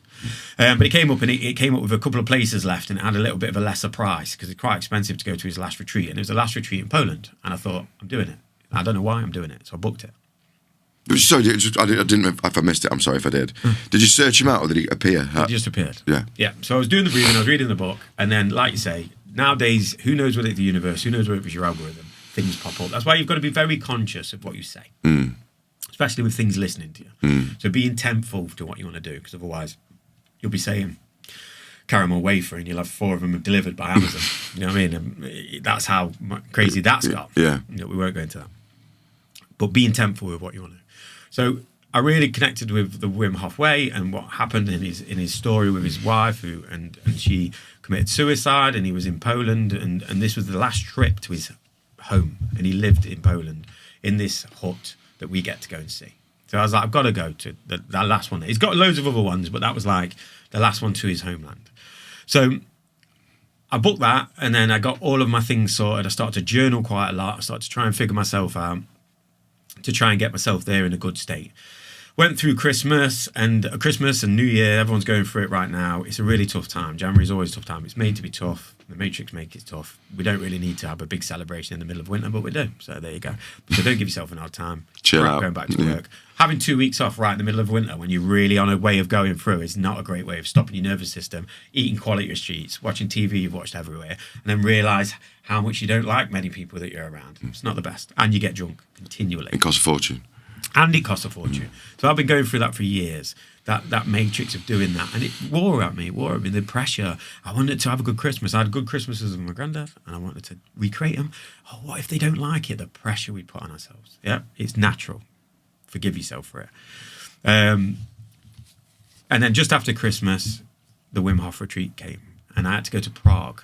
And I went to Prague because we all met at the airport of Prague. So you fly to Prague, and then you drive over to Poland. That's all I knew. They don't tell you a lot. They say, get some spikes, get some yoga mat, get this, get that. So when I was in Prague, I had to go on a little adventure on my own. Just travelled on my own. Didn't really tell a lot of people, just went and did it. And I hadn't travelled, I hadn't been on my own, and I was raw. I could feel it. I walked around and I started to vlog. I thought, well, I'm going to vlog like everyone else does. I'm going to vlog. And you just straight away, and I think I did it for a reason of just to watch who I was. It's a personal thing, isn't it? It's a personal thing because it's really healthy. Do it. And who cares if no one likes it? You know what I mean? You might be super interesting. You might not. Who cares? I mean, people complain about content. I go on the internet and there's someone eating a burger, and then people are watching it and thousands of likes. It's like, crazy, isn't it? I may not know a lot of things, but I'm only being me. And as long as you're being you, and if that guy wants to eat a burger and everyone watching him, crack on. If he gets paid for it, wicked. It's when you're not being you. That's when you're in trouble because you then mask. And the internet's not a very nice place, so be nice to me. And if you don't, I'm not really that bothered. No. Because it's you. Well, that could bring us lovely onto, before we carry on with the Wim Hof one, the comment that you received yesterday. Yeah. Well, we both think is, I put a little post up this morning, realising that, like you were saying about the vlog is for you, I'm realising that the podcasts are actually almost for me as well, because I'm learning off each guest, I'm thinking, and everyone's always on a journey. Yeah. But that comment, do you want to touch on that comment now or in a minute? Well, it will interlink with the Wim Hof, because I turned up very naive and very unknown of what we were supposed to do. So pulled up, and there was lots of people all at this one place, and we all ended up being like kids on a trip. And we all met up, and everyone's like, oh, yeah, where are you from? I met a lovely Irish lady. If you do watch this, she was wicked. I can't remember her name, but she was really cool. There's a lot of cool people. I met some great friends I'm still friends with now. And we still got a group that we still talk on. It's beautiful. So that right away ignited a passion in me again, like being a kid, unknown, making friends. And then we get to the Wim Hof retreat, and then we go to Poland. We get a 2-hour drive, and we're just sat, everyone's chatting, everyone's excited. It's exciting. It's an adventure, and it's brilliant. And then we got to the place in Poland, and it was just a ski resort. And we went in, and we got our rooms. Then we all met in a big room. Then we all go off into our little groups. And you go into groups of 10, and you get your 2 teachers. How many was going? There was over 70 on that one. Oh, yeah. Because it was so popular. And they split us all up into groups, and we get into the group in the morning. And then we have 2 teachers who are Wim Hof instructors. And they just talk us through the breathing, talk us through certain things. We get to know each other. The first thing, and I was like, what am I doing? This is 3 days, 5 days, how long is it for? It's a week. It's a week. And a lot of people there I felt completely different to who I was. I felt like I was... To who you are now, you mean? No. Then I just felt like I was a dad. I was go to work. I was just... These people were successful. Some of them were multi-millionaires. Some of them had the most amazing stories. One bloke had been in the Amazon. One girl had climbed all the peaks. I was just like, you know what I mean? The only story I could get out was like, I used to hedge up when I was a kid, which everyone actually generally loved. They were like, what's that? And I was like, hedge up, jump over. And they were like, what? And they were like, oh my God. And I was like, oh, okay, cool. So that brought back memories. Yeah. That's it. And I don't think someone from Canada hedge hops, apparently. I don't know. But it was all from around the world, all different types of people. And we had to start. Do Canadians hedge hop? I don't know. Yeah, maybe. Who knows? And we went in, and the first thing that happened to do was, and I started to look at how I used to do stuff as a kid. Like, do I meet mates? How do I do it? And I'm quiet. I'm an introvert. That's amazingly, people will go, fuck. Yeah, because I thought, I don't know. I am. I think you're well balanced. I sit back I sit I back. think you're well balanced. Yeah, but I would sit back and just let other people find their tribe first. And then I'm always happy with the people left because generally they're the people that have waited and they end up being like not needing to have to go and get something. So I met this guy. I won't say his name, but he's a superb guy, and he ended up having an amazing job. I'll tell that later at the end of the story. But he had a Louis Vuitton yoga mat. He was a spiritual G, and he had like a Louis Vuitton velour tracksuit, and he was a very calm man. Everyone pauses podcast, Googles Louis Vuitton yoga mat. Yeah. How much is that? Exactly. I don't know. I didn't look, but he was a dude. He was very cool, but he was very calm. Right? And you have to do an exercise where you sit in front of each other and you stare into each other's eyes. I've done that one. It's so hard. Well, that moment in time, I just went, if anyone could see me now, they'd think I've gone mad. And I am so uncomfortable with this. It was. I remember doing it. And he's a man and I'm a man. But you know what I did was, I figured out, as I started doing it, I was like, kind of looking on the periphery, I was looking away. It was amazing. Like I seen into him. It's crazy, isn't it? It's crazy. I seen into him and I seen into who he was. And I seen into his soul and he did mine. And the connection never goes, does it? It's weird. So every trip we did, so what happens is you meet up in the morning. It was greatly raw. It was a great adventure. And every morning we do something different. Then we would see Wim later and then he'd play music. And what I realised was I went along with it. I let go. After that moment, I let go. I'm supposed to be here. Let's just go for it. Yeah, and I've just done that, which is very uncomfortable. And I've just done that, yeah. So as you go, they don't tell you what you're doing every day. You meet in the morning. And I used to meet a bit early and meditate with this guy. And I didn't know how to meditate, but he did. He was just like, he was absolutely the calmest guy I've ever met. And it was really nice to be sat next to. And what I realised was that I'd not asked any humans for help for a long time. So they ask you what's going on in your life. And at the time, I just was going through the divorce. And I said, yeah. And they was like, oh, like they'd done it years ago. And they're like, okay. And I didn't realise, they all looked at me and was like, this is a raw time to go and do that. Because I was like, I'm fine. He's going for the plaster off, he is. That is exactly what it ended up being, which I didn't realise. And it shook me, to be honest, because the first day was eased in. Then we did your body language when you're telling that story is like rather than like how you are, which is like this. Yeah. You went back there, didn't you? As you were telling it, you were doing this. I turned up like this. Yeah. Ooh, I'm going to go in the ice. I'm going to do breathing. Yeah. I started. And they're like, he didn't know what he's about to go through. Well, no one did. But they could understand that I was going through it rather than been through it. There was a guy there that had been through a disease and said the breathing had helped him get through that, and he was an unbelievable guy. There's people that had these things happen. Some people were going through some things, but ultimately it's me, and I was there raw as right at the pinnacle of when everything was going sort of, if as you would look, wrong. Like wrong. Everything that I built up to be, any mask I'd put, got ripped off pretty quick. And that's how it works. That is how spiritual awakenings, or whatever you want to call them, aren't quick, aren't easy, they're brutal, and they take ages. True. Yeah, and you think there's not. And when you think you're done, you're not. Oh, here we go again. Yeah. But like with the breathing, once you can breathe, you can slow that process down, and you can give yourself some space, because they keep coming, but you can go, okay, it's only a problem. Nothing can be not solved. You know what I mean? As long as you're still breathing, you can still solve it. So we did the Wim Hof retreat and we did some ice baths, and they kind of eased us in. We're like, oh yeah, it's not too bad. 2 minutes, we did it. And then for some reason it upped the ante, and we did this, and it snowed and it was cold. And we did this ice bath that was about the comment. And at the time, I was recording it, and I've got some great footage of it. But you get in this ice, and there was tons of ice. The bath was just ice. And they teach you how to warm your body up through the horse dance and do all of these things. And I didn't listen. I wasn't that eager. I was like, okay, I'll do that. But what's that going to do? Oh, meditate. But like, what's that going to do? Just get me in there or whatever. Get me in there. I'll just front it. I'll brave it. Straight in the ice, 2 minutes. I was like, wow, that is unbelievably, ridiculously cold. Then I got out. Then the wind's blowing. Then it's snowing. And at the first, you just have to stand there and just sort of get your imagination to being warm. Yeah, and just go. So you're imagining being warm? Creating the heat. Back in again. So 2 minutes in, 2 minutes out. 2 minutes in, 2 minutes out. It was relentless. And then we went back in the ice, and then we were humming. We did the humming to calm my nervous system. And we was all doing it together, and the vibration was cool. Unbelievable. Yeah, there's a video of it, and everyone's going, and everyone's doing it together, and it's a unison. And I felt warm again. I was like, I feel warm in here. When I got in the ice bath, I felt warm. Warm. You do get that with ice baths.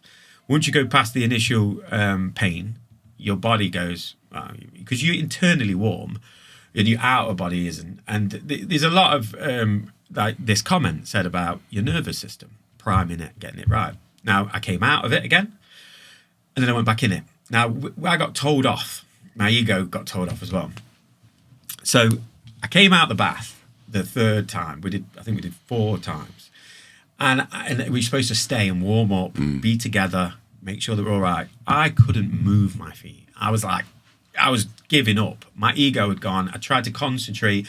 I didn't connect with myself and concentrate on what was happening. I was trying to video it. I was trying to be me. I was like, I'm in ass maths. I was not consciously breathing and not connected with my nervous system, which is what I think the woman's point of view was. It's not always good for you if you're not doing it for the right reasons, and if you're not educating yourself on your nervous system regulation and being able to get in the ice in a productive way and be able to come out of it in a productive way. So I just basically walked straight out. A couple of other people left because I just left. Well, the ice baths were around the corner, and we walked into the hotel, and our rooms were there. So it was just my natural instinct was just to get out of there. I was freezing. Yeah, I've had enough. Get warm. Yeah. That was it. I couldn't think of anything else. I was like, carried my stuff, and I forgot some stuff.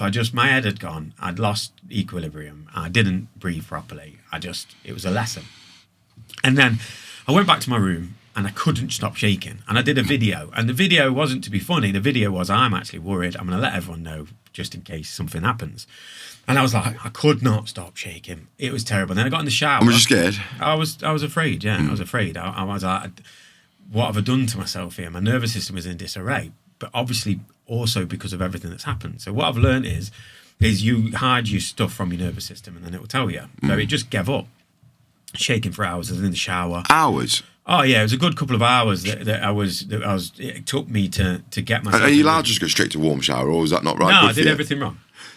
and I got told off for that in a way that actually hurt my ego a little bit because. Well, they did there in the group they said, look, a few people walked off. They shouldn't have done it. Like you had to stick together. Like we're here to keep you safe, and you just chose to go. And anything could have happened to you. Yeah. And that moment, then I had a phone call off my daughter, and she was a 16. Did they clearly communicate to you that you had to stay though? Yes, they did. But if you imagine you've got 20 people in and out of an ice bath, everything happening. If 3 people do it, you're not locked up. You're human beings. You're an adult. You know what I mean? They're not. You can just go. You're not going to go. Come back here. It was a reaction, and I think that they sort of maybe themselves worried because they cared and they were like, "Where have they gone? Let's hope they're all right because they're in charge." So I didn't think of it in any of them ways. You think of it in a way where you just. I was freezing. I was just needing to get warm. And I walked through the hotel and I had my phone and everything. I dropped it on the floor, and this young Polish kid who was skiing and all these clothes was like looking at me like looking dead warm. And I was like, and he just gave it me back, and I dropped it again. No and way. I just kicked it. I went, and I just had to kick it to my room. Bloody hell. And then when I had the shower, it was just, it's like burning. It was like, and it's horrible. It's because you can't come back from it. Then I'm in the sheet cold. And then I realised, I was like, what have I done? And then what happened was I spoke to my daughter, and she bought a dress for a prom. And it just connected with me. Something happened. I was like, I'm not with him. I don't live with him anymore. I just broke down. By yourself? I'm by myself. And I felt the loneliest I've ever felt. I was very like, I was cold. He was like, what am I doing? Like, what have I spent the money to come here. And I've just got in a cold bath. What does that mean? Like, well, this isn't what I thought it was going to be. So I just broke down. And I thought the lesson was to be vulnerable. And I don't know these people. So if I'm going to be vulnerable with people, I might as well choose them. So we all have a group WhatsApp. And I just put on it, I'm so sorry for leaving. I understand why I shouldn't have left. That doesn't reflect on you as teachers. Like, I take that upon myself. And I've just had a conversation regarding my daughter and a prom, and I'm in bits. And I've also lost my spikes because I don't know where they are, and we're supposed to go up a mountain tomorrow. And I think I just was like, that kind of good day. I wasn't crying in that way, honest. But I was done. Yeah, my nervous system had gone wah wah wah, and I was like. But what had happened is, and what I realise now is, the ice is your friend, but friends can tell you the truth and should tell you the truth. A real friend tells you the truth whether you like it or not. And the ice was telling me that I'm not as strong as I thought I was. And I'm not as far on my journey as I thought I was. And it ain't going to get solved with an ice bath. But this is what's wrong with you. You're hiding these things. So I went to sleep and I thought, do you know what? I'm just going to go to bed. How did they react to you when you put that message there? What was the... So I stayed in my room and I just felt like I was distant from everyone, and everyone was in groups, and it reminded me of school and sometimes when your friends go off and you're on your own. I've had these moments a few times in my life. I felt lonely. Now, this is the journey that I took from there. So I felt lonely, and then next minute I got a load of messages. Don't you worry. Da-da-da-da-da. Makes me want to cry now. No, I felt it as you said it. I felt it, yeah. And then one of the guys said, I've got some spikes. I brought a spare pair in case anyone needed it. Yeah, that kindness being shown, it just gets you done it. It just gets you done it. But what I'd realised was, forget about everyone else. I've been kind to myself. I didn't even know what kindness was. I'd been so trapped in moving forward with my nervous system, worrying about what everyone else thinks, that I didn't show me any kindness. And then people showing me kindness, which hadn't happened, or hadn't happened in my vision of... And strangers, not even... Strangers. The kindness of strangers is a saying that I've embraced this year. I found the best friends from strangers. I found the best connected people through strangers. That was once a stranger. A stranger is a friend. It's just you haven't... If you vibe with someone, you vibe with someone. It's... Vibe, whatever you want to call it. We're all in the same boat, whatever it was. Anyway, lovely messages. Woke up in the morning, went downstairs. They're all there. Big hug. Oh. And then we went up the mountain. Went up the mountain together. It was amazing. We did a breathwork session after that. And Wim got us all in the room. We did about... similar to one that I did this morning, the mouth one. Yeah, so we do 2 or 3 of them a day to learn, teach and everything like that. Then we do a big one with Wim. And he would play drums. There was a guy with long hair, the coolest dude. He looked like a cross between a Moroccan Indian. He was just like, guitar. There was just drums. There was a big room. And we all sat around him. And I was quite close to him. I've got some videos of it. I'll put some footage on. And his voice was here. And he was chatting with us all, and he was going, right. And he said, I want you to do a breath work, and I want you to set an intent when you do breath work to bring up an emotion. Yeah. So it doesn't matter. You can ask any question. You can be like, should I go to the shops today? Should I wear this coat? Or did my dad love me?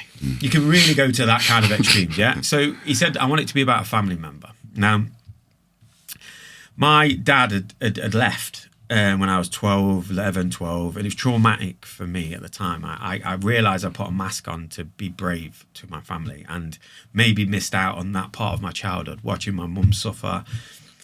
At the time, there was no internet, there was no real connection to be able to be made. My dad moved away, and really, I had this blockage with my dad that I didn't know I had. But I thought, I did know I had it, but I thought it was something that made me into who I was. It made me a protector. It made me this. It made me that. So I decided to go, I'm going to do this breathwork about my dad because he passed away. And I never got to see him before he passed away because I made that choice. I couldn't let him die again in my mind. But it was I live with that choice now, and I don't want to say what anyone else's choices are. I just lived with it. I did what I did at the time to get through what I needed to do. But I had this chance to kind of do this. I don't know why I thought about it, because I'd had some breath work. I hadn't had a lot of things happen, if I'm honest. It felt good. Felt a bit whipping. This breath session was a good 30, 40 minutes. It was Wim right in my ear going in, 30, 40 minutes. In, out. Bloody hell. In, out. I think it was 5 or 6. What was mine? How long was mine? It was about 15. Yeah, so, and you imagine hardcore, like, that is. Yeah, it was hardcore, and I was like, and at times I was like, whoa, this emotion, and he was going, let it come, in, out, and there's people around you going in, out. Everyone's around you. You feel safe, and I just went, and I disappeared, and I started to disappear, and I go into this blackness. It's like if you're looking above in water that's black. Yeah. I came through the black into a desert, and my dad was there, and we didn't talk. We hugged, and then that was it. There was no massive like, oh yeah, dad, I felt the hug. I hadn't hugged him since I was 11. Bloody hell. I felt the hug, and I can talk about it now. I wouldn't used to be able to talk about this. Fuck, I'm nearly crying on your behalf. Yeah, well, that's the work I've done. If you believe it or don't believe it, it's really not. I'm not bothered. It happened to me in this way. And the reason why, for me, I can prove this happened to myself is because I came out of it and I was like, where the hell am I for a start? Everyone's like, really? What was that? So some people going, by this time, people have woke up going, really? No way. They've all had their own personal experience in their meat suits and their traumas. There's like half of them that are like, I love it. We've been doing it for a while. And then a load of people just looking at each other, scratching their heads. What the fuck was that? Holy shit. What happened to you? So I just sat there, and it was lovely because what happens is everyone just stays for hours. You don't have to go anywhere. It's a big room. So I just sat there. And for an hour, I sat there. By And I yourself? sat there. Well, people come up and hug you and see you, and then they will just leave you to it if you don't want to. Did you cry then when it happened then? Were you crying then? No, I was unbelievably overawed by what had just happened. I couldn't understand it. Like almost like shock. Shock was it, especially from the ice bath to this. And then I just went, and I'd seen this girl, and she's Irish and she's lovely, and she just was like, I can't get there to let go, you know what I mean? But I just looked at her and I just went, I just started laughing. I was like, what the fuck is this then? Yeah. And that was my love where it started, but then Love for yourself? Or love? Love for the breathing, but love for the start of loving myself was definitely there, because something lifted from me, a blockage, a curse, or whatever you want to call it. It lifted, and it didn't lift straight away. It was a weird feeling. And that night, I'd bumped into the Irish lady who didn't have any friends, and I'd introduced her to some people because I'm good at making friends and connecting. I was like, you would be connected with them. So I connected her, and she was like, she see me when I'm having a great time. She was like a little girl. She was amazing. And she'd been looking after her dad, and she'd had all these things happen in her life. And she said, there was a concert on, and he had a concert. Basically, it's him playing a guitar, his own songs, and you're just next to him. It's a right crack. It's brilliant. And I went, come on, we'll go and watch it. So me and her, it's like a date. Do you know what I mean? Like, it's innocently kind of like, let's go and watch it together. We'll have a nice night. So we did. And she was like, can we spend some time? I said, yeah, let's spend some time. So we went and watched Wim. And she said, do you play the guitar? And I said, well, I've been in my house on my own playing it, learning again. My uncles are amazing guitarists. I am just okay. I'm a campfire guitarist. And I'm proud of it. And I just went, yeah, I can a bit. She went, get up. And he went, does anyone want to play? And I just went, yeah, go on then. And I got up, and there's a video of me and Wim. And I just played my guitar. Played a song I'd made as well that I'd been playing on my own. It's not great, it's just, but I played it. It sounded all right. And then everyone went, ah. And then he gave me the biggest hug. No way. And that hug, after the dad thing to that. Oh, God, yeah, of course. I was like, oh, no. yeah, it was amazing. What's the chances of that, though, as well? But He's that father figure of that. Yeah, it's sometimes you just need a hug. And I just went, fuck, you know. And then everyone was like, oh, yeah, wicked. And then I started to get to know people. And then it clicked, and everything just started to interact. And I've got friends now that are on my Insta that are really, like, in Saudi Arabia, in America. And even when I was in Thailand, this time I went for a bad period again. I had a bit of a grief coming out from me. I had 7 days where I was really ill. And my friend from Amsterdam, well, he's from Holland, beautifully. What I realise is anyone who's not from England that speaks English speaks a lot better than me. They're very eloquent. So I'm listening going, wow, I'm talking like that. And they're like, oh, yeah. But he portrays stuff and puts stuff very well. And he messaged me when I was not very well, and we talked. And because we had that connection, we got ourselves through it. And it was amazing to be able to connect with him again. And he's got some issues going on, and we just chatted about it. So we went up the hill at the end of the Wim Hof, and the guy that I'd spent the most time with, the spiritual G, he had Louis Vuitton everything, but I found out, and he didn't mind wearing it, and I loved him for it. Yeah. He had Louis Vuitton denim jeans shorts. If he loves it and he can afford it, exactly. You'd be him, and he's a good person, and he does good as well. You don't just spend money on that. He's got... You're not saying his name on purpose? Yeah. Okay, I don't want to say people's names. They were mine. Yeah. Mine. They didn't ask to be on it. So we walked up to the hill, and we walked up this mountain, and we're all in our shorts, and people are skiing past us, just thinking, check them out. Nutters. And we were like, oh, breathe. It's mad. I know it's mad. You know what I mean? I went from being football. Pinting, And then people are going, he's up a mountain in his shorts. What? I get it. Now look, it's got madder. That's the reality that I had to face, and that was my ego. Because I was like, oh, what people think, what people that. So I'd lost everything then. I was really like, walked up the hill, people were lovely. They were like, oh, you're the man. Everyone knew my name. We did a dip in the ice. We did a couple of trips out, but the end was going up this hill.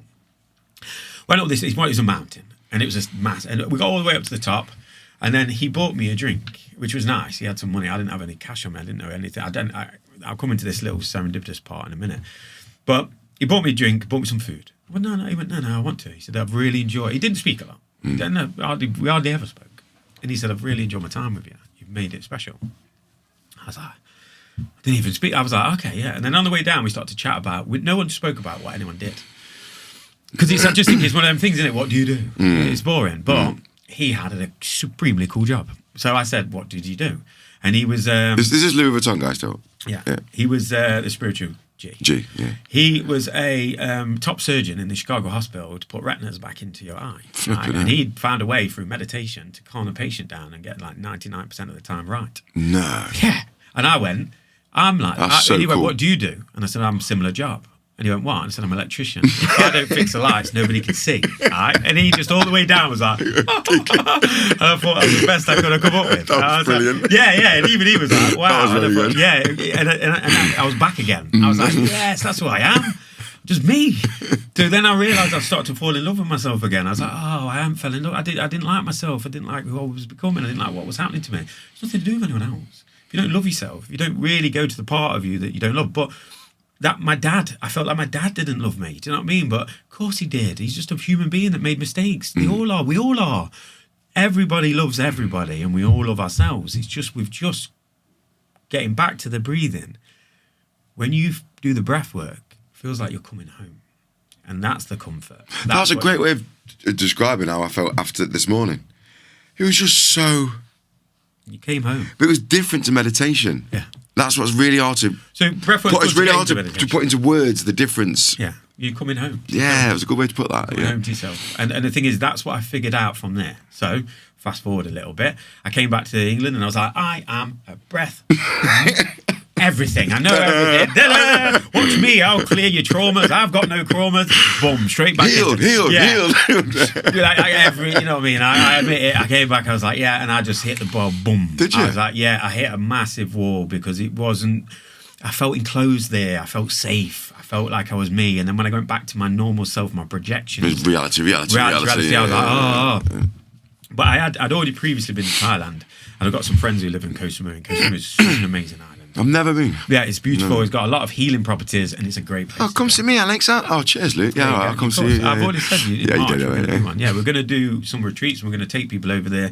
I'll put all the information. Anyone's interested in it, breathwork, training, mindset, we're going to do it. Sounds awesome. Yeah, ultimately, we're going to get that going, and I'll put more information about that. But going to Thailand, I ended up meeting Andy. So was you running away? The breathwork. Was you running away to Thailand? Yes, like everyone does. Yeah. I ruined that bit there. Say it again. Andy Havas, the original breath warrior. Cool. What's that? Just tell us. Breathing arts. What's that? Oh, this is from my friend Jack from Thailand, who sent it me. He gave me one before, and I lost it just before the Ironman. And this is like a 500-year-old Buddha. No and way. He sent it me all the way across country. Can you take it? Can I show it? Can I touch it? Yeah. And he put it in a silver casing. He's got. This is the Thai people synonymous. I've cracked it, but I don't tell him that. I was going to show it. Yeah. So that's my. And Buddhas that you wear around your neck have energy and protect your energy, and it's something that I've. And that's 500 years old. Don't quote me on that, but it's old. 498. It just says it on it. Could be. Look on the back. You like everything. You like to know exactly everything. It's not about me. About you. Yeah, we'll go into that. Yeah. So Andy, I met a few people and talked about the Wim Hof because that's all I talked about. And over there, they were a bit more. I think at home, people were like, do one. I've got work to do. You know, I get it. In Thailand, they're a bit more like, oh, okay, cool, I like it. I like the breathwork thing. So these guys, lovely guys, were like, oh, we did some breathwork with a guy. His name's Andy. Scandi Andy. Go and see him because through COVID, he just went on the beach, breathed, and had a big, massive freezer full of ice, and he just slept in it. What? He didn't sleep in it. But every morning he was in it, and every night he was in it. He was the Iceman. He was the breathing guy. In Koh Samui, this is? In Koh Samui, yeah. He lived on the island for 20 years. He does some of the biggest gyms. He is a legend. I can't thank him enough. He has been my. He's a captain of a ship. And he captained me what I needed. And when I had stormy seas, he was the calm voice. He's a scuba diving instructor as well, free diving instructor. You were meant to meet him. I was meant to meet him. And I was so glad I did. And when I met him, he was very honest, which was beautiful. Where's he from? This Andy? So he's from what country? Sweden. Sweden. Okay. Yeah, and he played. Oh, Scandi Andy. Yeah. Scandi Andy. And he played for an American. He was a professional American football player. No way. Yeah, you'd be able to look at in him America. in Sweden. No way. Professional Swedish American football player. So American football's big in Sweden. Yeah, and he was one of the best, and he's got posters Big of him bloke. and everything like that. He's a big burly bloke with a nose like that. So straight away I was like, he's my type of guy. We're in, and we went into the jungle, and I took my shoes off, and we walk in, and I said, "Oh, they hurt your feet," and he was just like, "Your feet are pussy," and I was like, "Yeah." And he basically, that's what he did to me. He told me the truth about who I was. He was like, and I was training at the time for an Ironman, and it was 7 months away at this point in time, and I couldn't really do the training properly. I'd been to Wim Hof. I'd completely derailed. Yeah. Because I thought I was going to be You're going this way, and all of a sudden you're ego-based. Yeah. But it was meant to have happened. Because I was ego-based, ready to do this Ironman. I'm going to train. Then went Wim Hof, turned into an absolute mess. Went to Thailand, didn't know who I was, and then boom. Andy's like, "Listen, mate, you're not training properly. You're not training enough." So Andy had done an Ironman 10 years ago in Asia, which is one of the hardest places to do it. His feet split near the end. He had water in it. And he's also swum the Ganges River in India, which is one of the most polluted but the most spiritual places in the world. But it's a very tough place to want to do a swim. And he did a 40k and a 80k, which is ridiculous. And he told me the story of running into a dead cow and the eye popping out.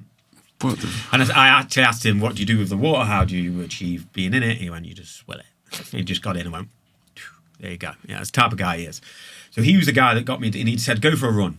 And I went for a run, and my head nearly exploded because of the heat and me not being fit enough. He taught me how to nasal breathe. He said, "Put some water in your mouth." This is what the tribes used to do. And I ran around Lamai with all the Thai fighters in the morning. Brilliant. They're brilliant to train with.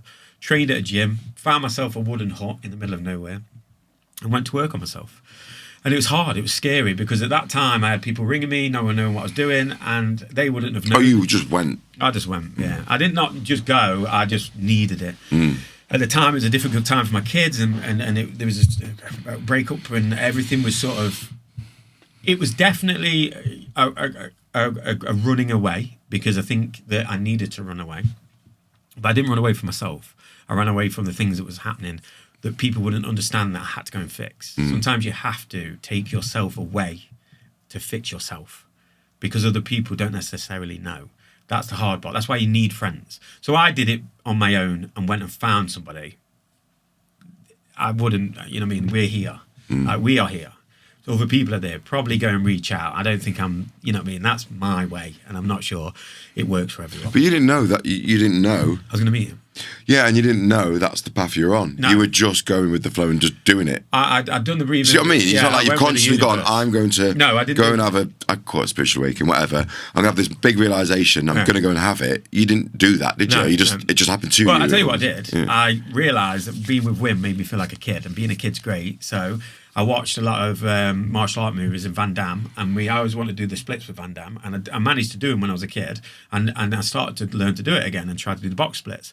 So I got a wooden hut miles away from anywhere, and then just lived in that with nothing. And I remember a lad that I knew there, he went, "Why wouldn't you just get a hotel? It's so cheap." Yeah. And it was just a wooden hut. And the first night I slept there, I was like, "Yeah, it's exciting." And the sun goes down, and you could hear all the noises, and the Italians, "Aha, woo!" And then there was this like, and that's the noise, right? And I guarantee you, that's the noise. And I didn't know what it was. And I was like, "What the hell is that? It's so loud." It's a bullfrog. But then they've got these birds, and then they've got these. What about snakes, spiders, and them sort of things? It's obviously not. Naivety just... I didn't think about it. But then what happened was I started to fall in love with the silence and the forest, because the forest started to come in to my thing. So there was like lizards, and I didn't know little lizards talk like that, like R2-D2. And I was like, "Ooh." So I started to hear the noises. I was like that. And then my phone stopped ringing. People would stop bothering me about me. And that was a good thing. They had their own lives. Not the. Were you ignoring them or responding to them? Or? No, I was responding to him, but you got no way of talking to anyone, because you can't explain to people what you're doing, and it sounds mad. So if you don't really know yourself as well. What are you doing? I'm going to play out a Van Damme film, go and live in a hut, and I'm just Talk to me, lizard. Scandi Andy. Talk to me, lizard. I'm talking to lizards. How are you doing? They're going to be like, "You're mad, mate." So what's the point? What's the point? I knew they would think that. I thought of that myself anyway.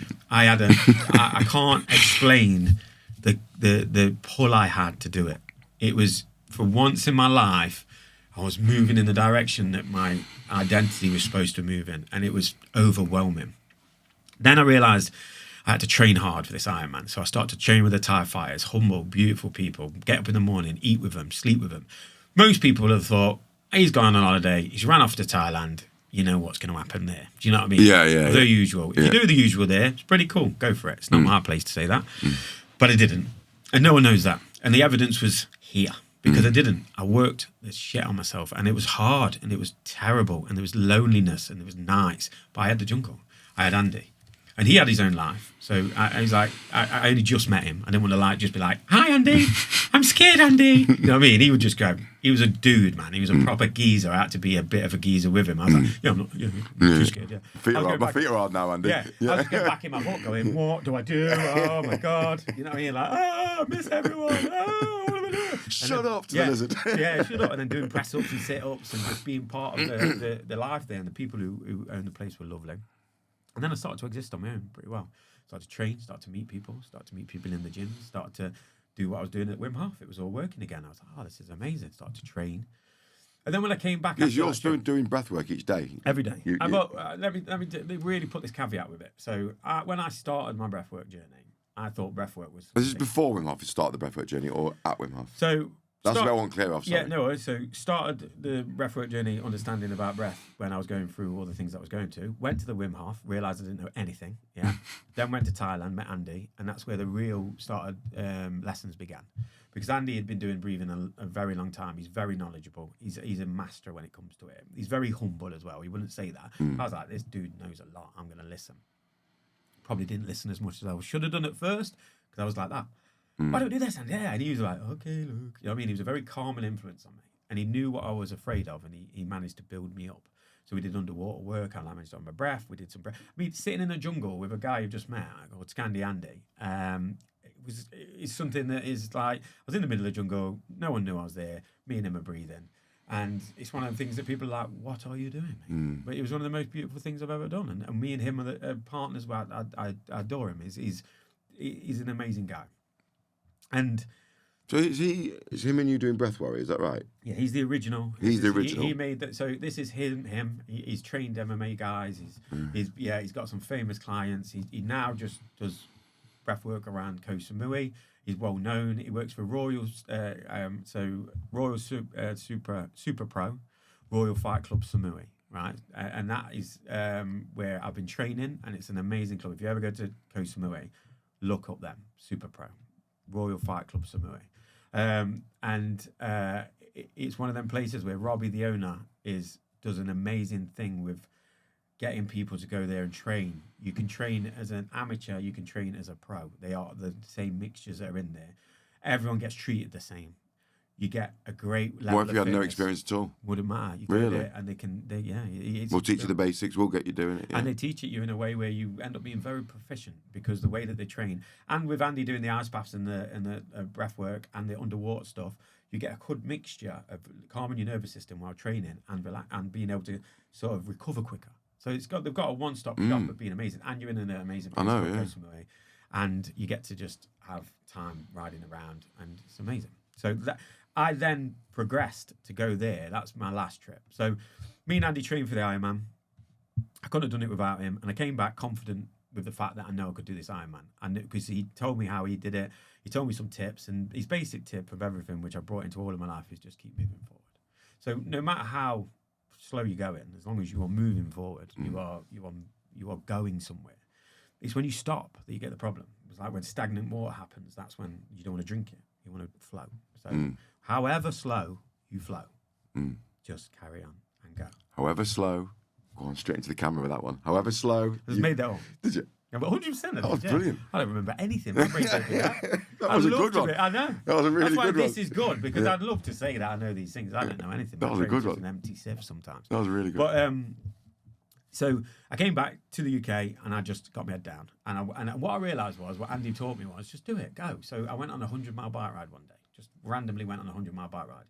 And what I did was, I started to train my brain to just exist, being and doing stuff while breathing and have no thoughts. So I said to myself, I'll go 100 miles, but I won't go to Skegness. I was going to, and then I was going to go this. I just went around and round until I reached 100 miles around Nottingham. Just did a whole trip around Nottingham and did 100 miles. And I went, wow, I can do that. And then collapsed for about 4 hours. And then I didn't get my food right. And I was like, wow, that was tough.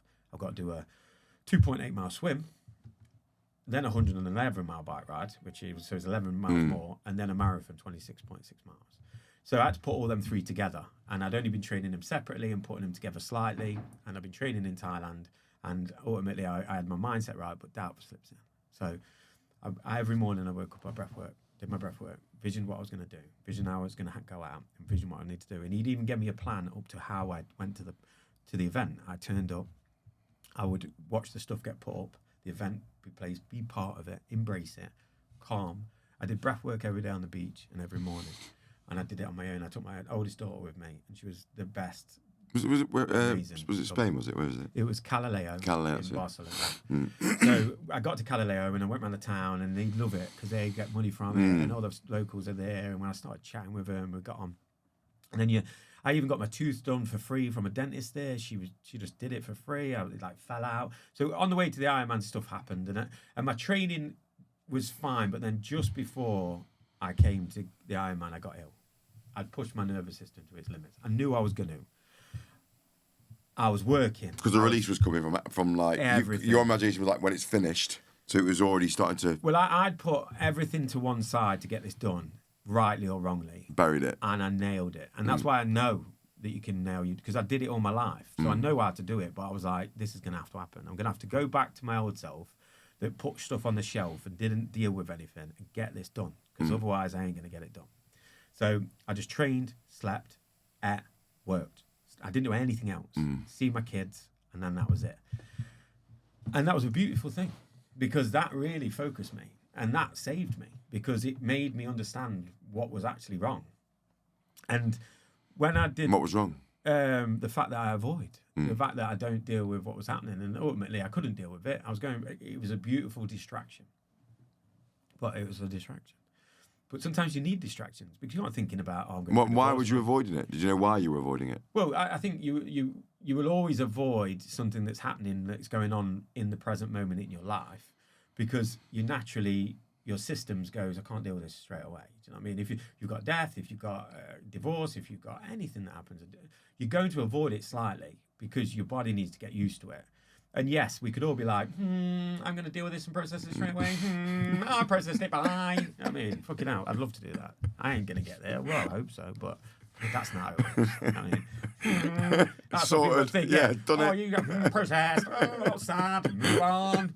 I mean, if you can do that, crack on. Feel free to. I can't.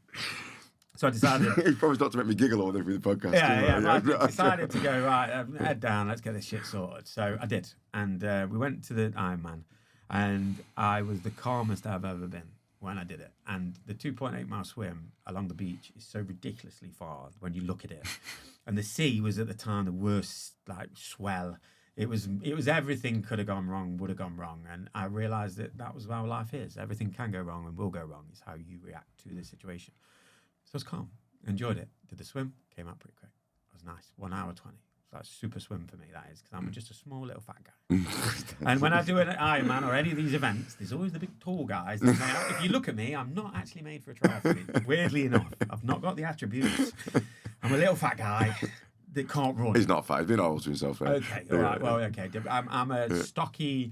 I'm not made to be. Yeah. These are all 6 foot dudes. Yeah, and big, long arms. And everyone of them get out and they look at their watch every time I get out for a swim and they go, I've done it a few times now. They're like, how's that little? I can see it in them. And it spurs me on a little bit. Then I got on my bike and everyone was there watching. And it was beautiful. It was a beautiful moment. But then we disappear off to Barcelona. And you got 4 hours to Barcelona, about 3 hours. And then you come back and do a loop and you go 3.5 hours again. The bike's tough. I didn't get the... there's a lot of plans and a lot of things that I realised that I don't do. I'm a wing it guy when it comes to that. I did the training well, but the eating, I couldn't get it. You have to eat so much food. I couldn't eat the gels. They wasn't reacting well with me. They give you stuff. You have to get it on the bike and do it. And then weirdly enough, I didn't realise how you have a wee. I have a piss or a yeah. yeah, I know. That's exactly what I was. I was on my bike and I was like, oh yeah, I need to. Oh, yeah. Then go. this woman went past. Right, The water coming up behind yeah, and I went, that's how. Yeah. So I did that. The boat behind wasn't happy. Yeah. Yeah, me. I was like, oh, that's how. So I thought someone else was getting that. So I was like, wow. But then it got into about 5 hours of the bike and it got brutal. And it got really brutal. And Andy said to me, you're going to hit a brutal part. That's when it started. Oh, you recognised it. That's when the race starts. Yeah. And that's when the race started. And we came back in from Barcelona. The heat started to rise now. The weather had changed. It was hot. It went cold and then went hot. And I got back into Galileo, and then I came in, and I was so relieved to get off that bike. My arse was in bits. I had piss everywhere. It's not a glamorous thing, man. No matter what anyone says, it's not. Everyone's like, woo! Even they're tired. But it's like they've been up for 8 hours, and you're like, woo! And you're not allowed out of this cage until you've finished it, or you faint, or you die. And a couple of people, sadly, I think one lost their life in the Ironman, and numerous people were collapsing. Like, Really? oh yeah, I was watching people collapsing, going, oh dear. So I got off the bike. My runs are the worst of anything that I've ever done. I'm going to use my excuse now. I've got no ACL. So my daughter's having an ACL operation. I've got no ACL. And I actually asked the knee doctor when she was going in. I thought, just see if I can get some information off her. I said, I'm going to do an Ironman. And he's a very cool guy. And he went, so do you think I should? My ACL was gone and everything like that. And he went, I'll see you in a couple of years. And I was like, yeah, he's probably right. But I trained my legs to put up with it. I trained my nasal breathing. How do you train your legs to put up with it? So I continually put myself through long bikes, not as many runs, but quite a lot of runs off the bike. So to make at least know I could get 10K out. So I managed And how to get far was the run? It's 26.6 miles. Bloody hell. It took me 5 and a bit hours. And What's total start to finish time of it? I did it in 13 hours and 20. 13 hours, my God. Yeah, it was a long time. That is a long of time. movement. So Andy gave me a tip when he got there. There's stations of every 2K. So he just said to me, look, get to the station, have a drink, look around you, enjoy the moment, get running again. If you can't run, walk. Keep moving forward. So that's what I did, man. That was what I did. And that's the challenge. Did you walk sometimes? 100% I did. Because you have to keep moving forward. Lots of people did. And the thing is, it's all right. You can walk. You know what I mean? I'm still moving forward. So I'd run a bit. So I got like 10Ks seemed like it was 10 hours. It was immense. Then it gets dark. And then you're going past your family and they're going, oh. They're like, they're having a drink. They're like, oh, I want to go to bed. They're like, what is happening? And I got to the end and I waited for the finish line. And I went through the finish line. My daughter was there, my family was there, my friends were there, and it was amazing. And it was one of them great things in life where I was like, oh, you were present for it as well, weren't you? I was so present, and I made sure that the last bit I just breathed. So I nasal breathed through the whole run. And what that meant was I didn't really rise from zone. Hang on a sec. So you're running. Yeah. You go, you're not doing that? Or you go. Bloody hell, that was the minute I got into mouth breathing, when you get into you know what I mean? So when you You didn't breathe your mouth at all for that big run? The minute I did, I slowed down, I walked. So I wouldn't allow myself. Get you. So when you think, right, I've got to breathe from my mouth here now, just stop. I'd stop because I knew that would calm me down. I knew my nervous system wouldn't get wrecked then. But the digestion was killing me. I couldn't eat properly. It was really getting bad. And then this is another thing I didn't realise. I thought I need to go to the toilet. I don't know what's happening. So I opened one of the toilets. I thought, because really I was like, oh. This is finished now, after? This is on the marathon. I hadn't been to the toilet. But maybe if I've... This is number 2 now then. Yeah. Yeah, number 2 surfaced. Maybe I'll need a number 2. It's like 10 hours in. So I open the door and there's just shit everywhere. You're joking. Like an explosion of shit. Because everyone just goes and then runs. Yeah, because no one wants to stop. I opened and went, oh, I was like, it was not a pretty sight. It was not a pretty sight. What did you do? I had seen a woman run past me and she just had a shit while she ran. I thought, legend. So you did that? No, I didn't. I didn't need it. My stomach was in bits. I was done. So I slowed my pace down. I started to eat oranges. I started to eat water. I started to regenerate what I needed and just get my fuel in what I needed. It's the ugly side of a triathlon, isn't it? Super ugly side. There's some ugly sides to triathlons and Ironmans. It's not glamorous. What did you do? Ironman, sorry. Ironman. I don't take it away from you. Full Ironman. Full Ironman, yeah. Isn't that, I've seen a stat once there where the percentage of people that have completed was dead small. 0.01% of the world. Yeah, that's mad, isn't it? It's crazy. And I'll completely understand it. High five. Thank you. So I half-fired myself because someone asked me what I was doing it for. I was doing it for myself, and I wanted to see if I could achieve that, and I did. And then after that, I knew I was going to get some fallback. So I'd already pre-booked a trip to Thailand to go and work at, well, not work because you can't work, but they will let you train for free if you do social media. And they also, I'm friends with people, so I've got a lot of opportunity to be there for cheap. So I thought to myself, I'm going to need to go away after this. So I thought I kind of got involved in some things that I was going to do, but in the end, my body didn't let me. So basically, I'd finished it. So I got to the point where the Ironman had been completed. Yeah. So, and then what I realised was I knew I was going to, because I'd shelved some emotions, I knew it was going to come out. I'd lost my brother-in-law, he was a great friend of mine, and he was an amazing guy. And I just got to say how amazing it was. It was beautiful. And what's his name? Leave his name out there. Lee McBride, and he was somebody that it was a huge part of my life. And what I realised then was a huge part of making me somebody good, which was a tough one to realise. But that marriage, work, and my old self died.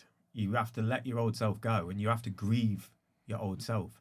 And what I realised, and that old self was born out of the things like childhood, childhood things you've done, childhood, parents, blah blah blah. See, that all goes. Yeah. And what I realised when I got there this time, and I got really ill, and I seen a healer, and they said that when you get chest infections, which I used to get with breathing and chest like that, it's grief. And I was grieving my everything. And once that lifted, there was a big storm. I just laid with it, and I breathed through it, and I just didn't take any medication. I just sat in a room and I meditated. And after 6-7 days, it cleared, and so did the storm. And then ultimately, it was amazing. Everything started to open up. I started to get the things that I'm supposed to be doing with breathing. I realised that I am the breath warrior as well. And even Andy was like, you are, you know what I mean? And I started to do classes. I started to teach people, and I love it. And I think that if I can pass that knowledge on a little bit, or even exist around it. But what I realised with the Ironman is, and it's poignant with everything, is that the end result of it is brilliant. You walk through it. You are an Ironman. It's an amazing feeling.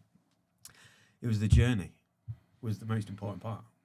Getting me to there was the most important part. That's what saved me. The journey all the way up to that. And the Ironman's just like, someone said, would you do it again? No. The answer. Not a chance. It's ridiculous. Like I said to you earlier, you're surprised about, I lost 1.5 stone. Oh, say that one. That's mad. So I weighed myself before that, and I was quite stuck because I was eating a lot. So I was like 13.5 stone, and then I used to box at 11.5. And after the Ironman, I weighed myself the day after. It was an incredible weird feeling of achiness, and just you push your body through it. And I'd push my nervous system. Do you know what I mean? And I lost nearly 1.5 stones. I was That's like 12 crazy. stone. In 13 hours? Yeah, in 13 hours. And it might have been like the morning and the night, and I tried to eat before the race, but yeah, it just wear away at me. And it weared away at everything. Could you see the physicality of the stone as well? Yeah, because ultimately I've kind of been able to, through different things, keep some of it off, because I've learned how to sort of do certain things with my diet, and breathing helps. Because breathing will stop all your habits and help with your habits, like drink, alcohol, because all of these things are your chimp's way of avoiding. So back to the chimp, do you know what I mean? Like, the chimp was tired, the human was tired, my computer was tired. And Thailand is one of the best places for me to heal. And the people there heal me. And I've got a great set of friends there, and it's beautiful. And I've got a good network. So I knew to go there, and I'm back again, and it's good. And that was the journey. And it's not going to stop here, but it's just started, and I'm excited. And the Ironman is something you can do, or just walk to the end of the road. Like, it doesn't really matter. It's the journey. And where do you see yourself in the next 5 years? Teaching, breathing, getting to be more connected with my daughters as much as I can, which I am already. I'm very proud of that. But carrying on that journey of watching them grow and grow with them. And finding more about myself than I've ever known, and trying to want nothing. That was a great answer before, that was. Yeah, well, that, yeah.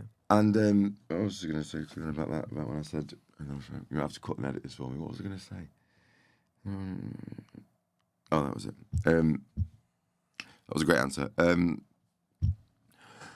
And the people you said you'd lost along the way, so is that part of the mourning process, or do you not see that as the same kind of mourning process? And do you just flow with whoever's in and out your life is meant to be in and out your life? Yeah. Or whether they come back, whether they come forward, whoever it is. Physically, I lost people. to death, but then also, and then figuratively you lose people because you're not necessarily doing the same things that you was. It's not about losing people. You gain yourself, and ultimately that's it. You just got to gain yourself, and whoever's there. I don't. Everyone, go back to your book, is a teacher, and that's it. And I don't feel bad about it. I love everyone. Like anyone who's been in my life, I love them. Like everyone, I'm so happy for that. That whatever lesson came from it, whatever mistake I've made, whatever I've done in the past is the past. Like nobody can be held accountable for the past as long as you're being held accountable in the present. And ultimately, the past is the past. And that's a great bit of advice, though, isn't it? Yeah. Because we've all got to know that. Like it's okay. Like, and that doesn't mean that no one's free from mistakes. Not one person. No way. And I'm far from that. And I'm not here going, oh my God, I've changed. I'm not this. I'm still me. I still have a laugh. Still do what we want. Like people think, and probably even you, you don't do this anymore. Like, listen, I'm more me than I've ever been. I'm a right laugh. I have a good time. You are. but I'm enjoying my life again. I'm being the authentic version of you. Right? Being you is what you started this conversation with. Who are you? Yeah? Know yourself is one of the biggest journeys you can go on, and it's never ending. So don't feel bad if you don't know it yet. But getting to know yourself is the best journey you can ever go on. It's exciting as fuck. And ultimately, you don't know what you're going to do. And you're going to meet people along the way that are going to change your life. So do it. Now, do not be sitting thinking that you cannot change. You can change within a second, a millisecond. And one habit, one thing, anything. One I've habit. I've just paused this and edited it. I've just thought of something. I'm really sorry. We haven't. There's been no stopping, so everyone chill out. We haven't stopped. Hang on. Wait there.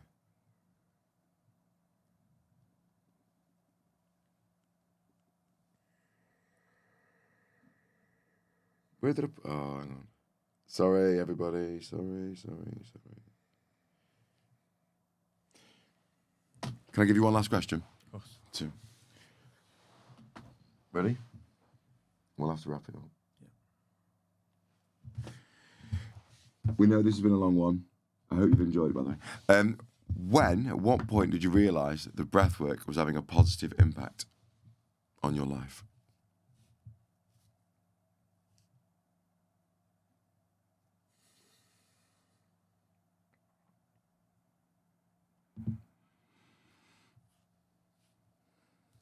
The minute I was born. I'm not giving you that one. That's true, though. Do you mean, okay, I'll try to... So the minute that I started to learn breathwork and it worked, Wim Hof. That's when you see that you could see the impact of it was Wim Hof.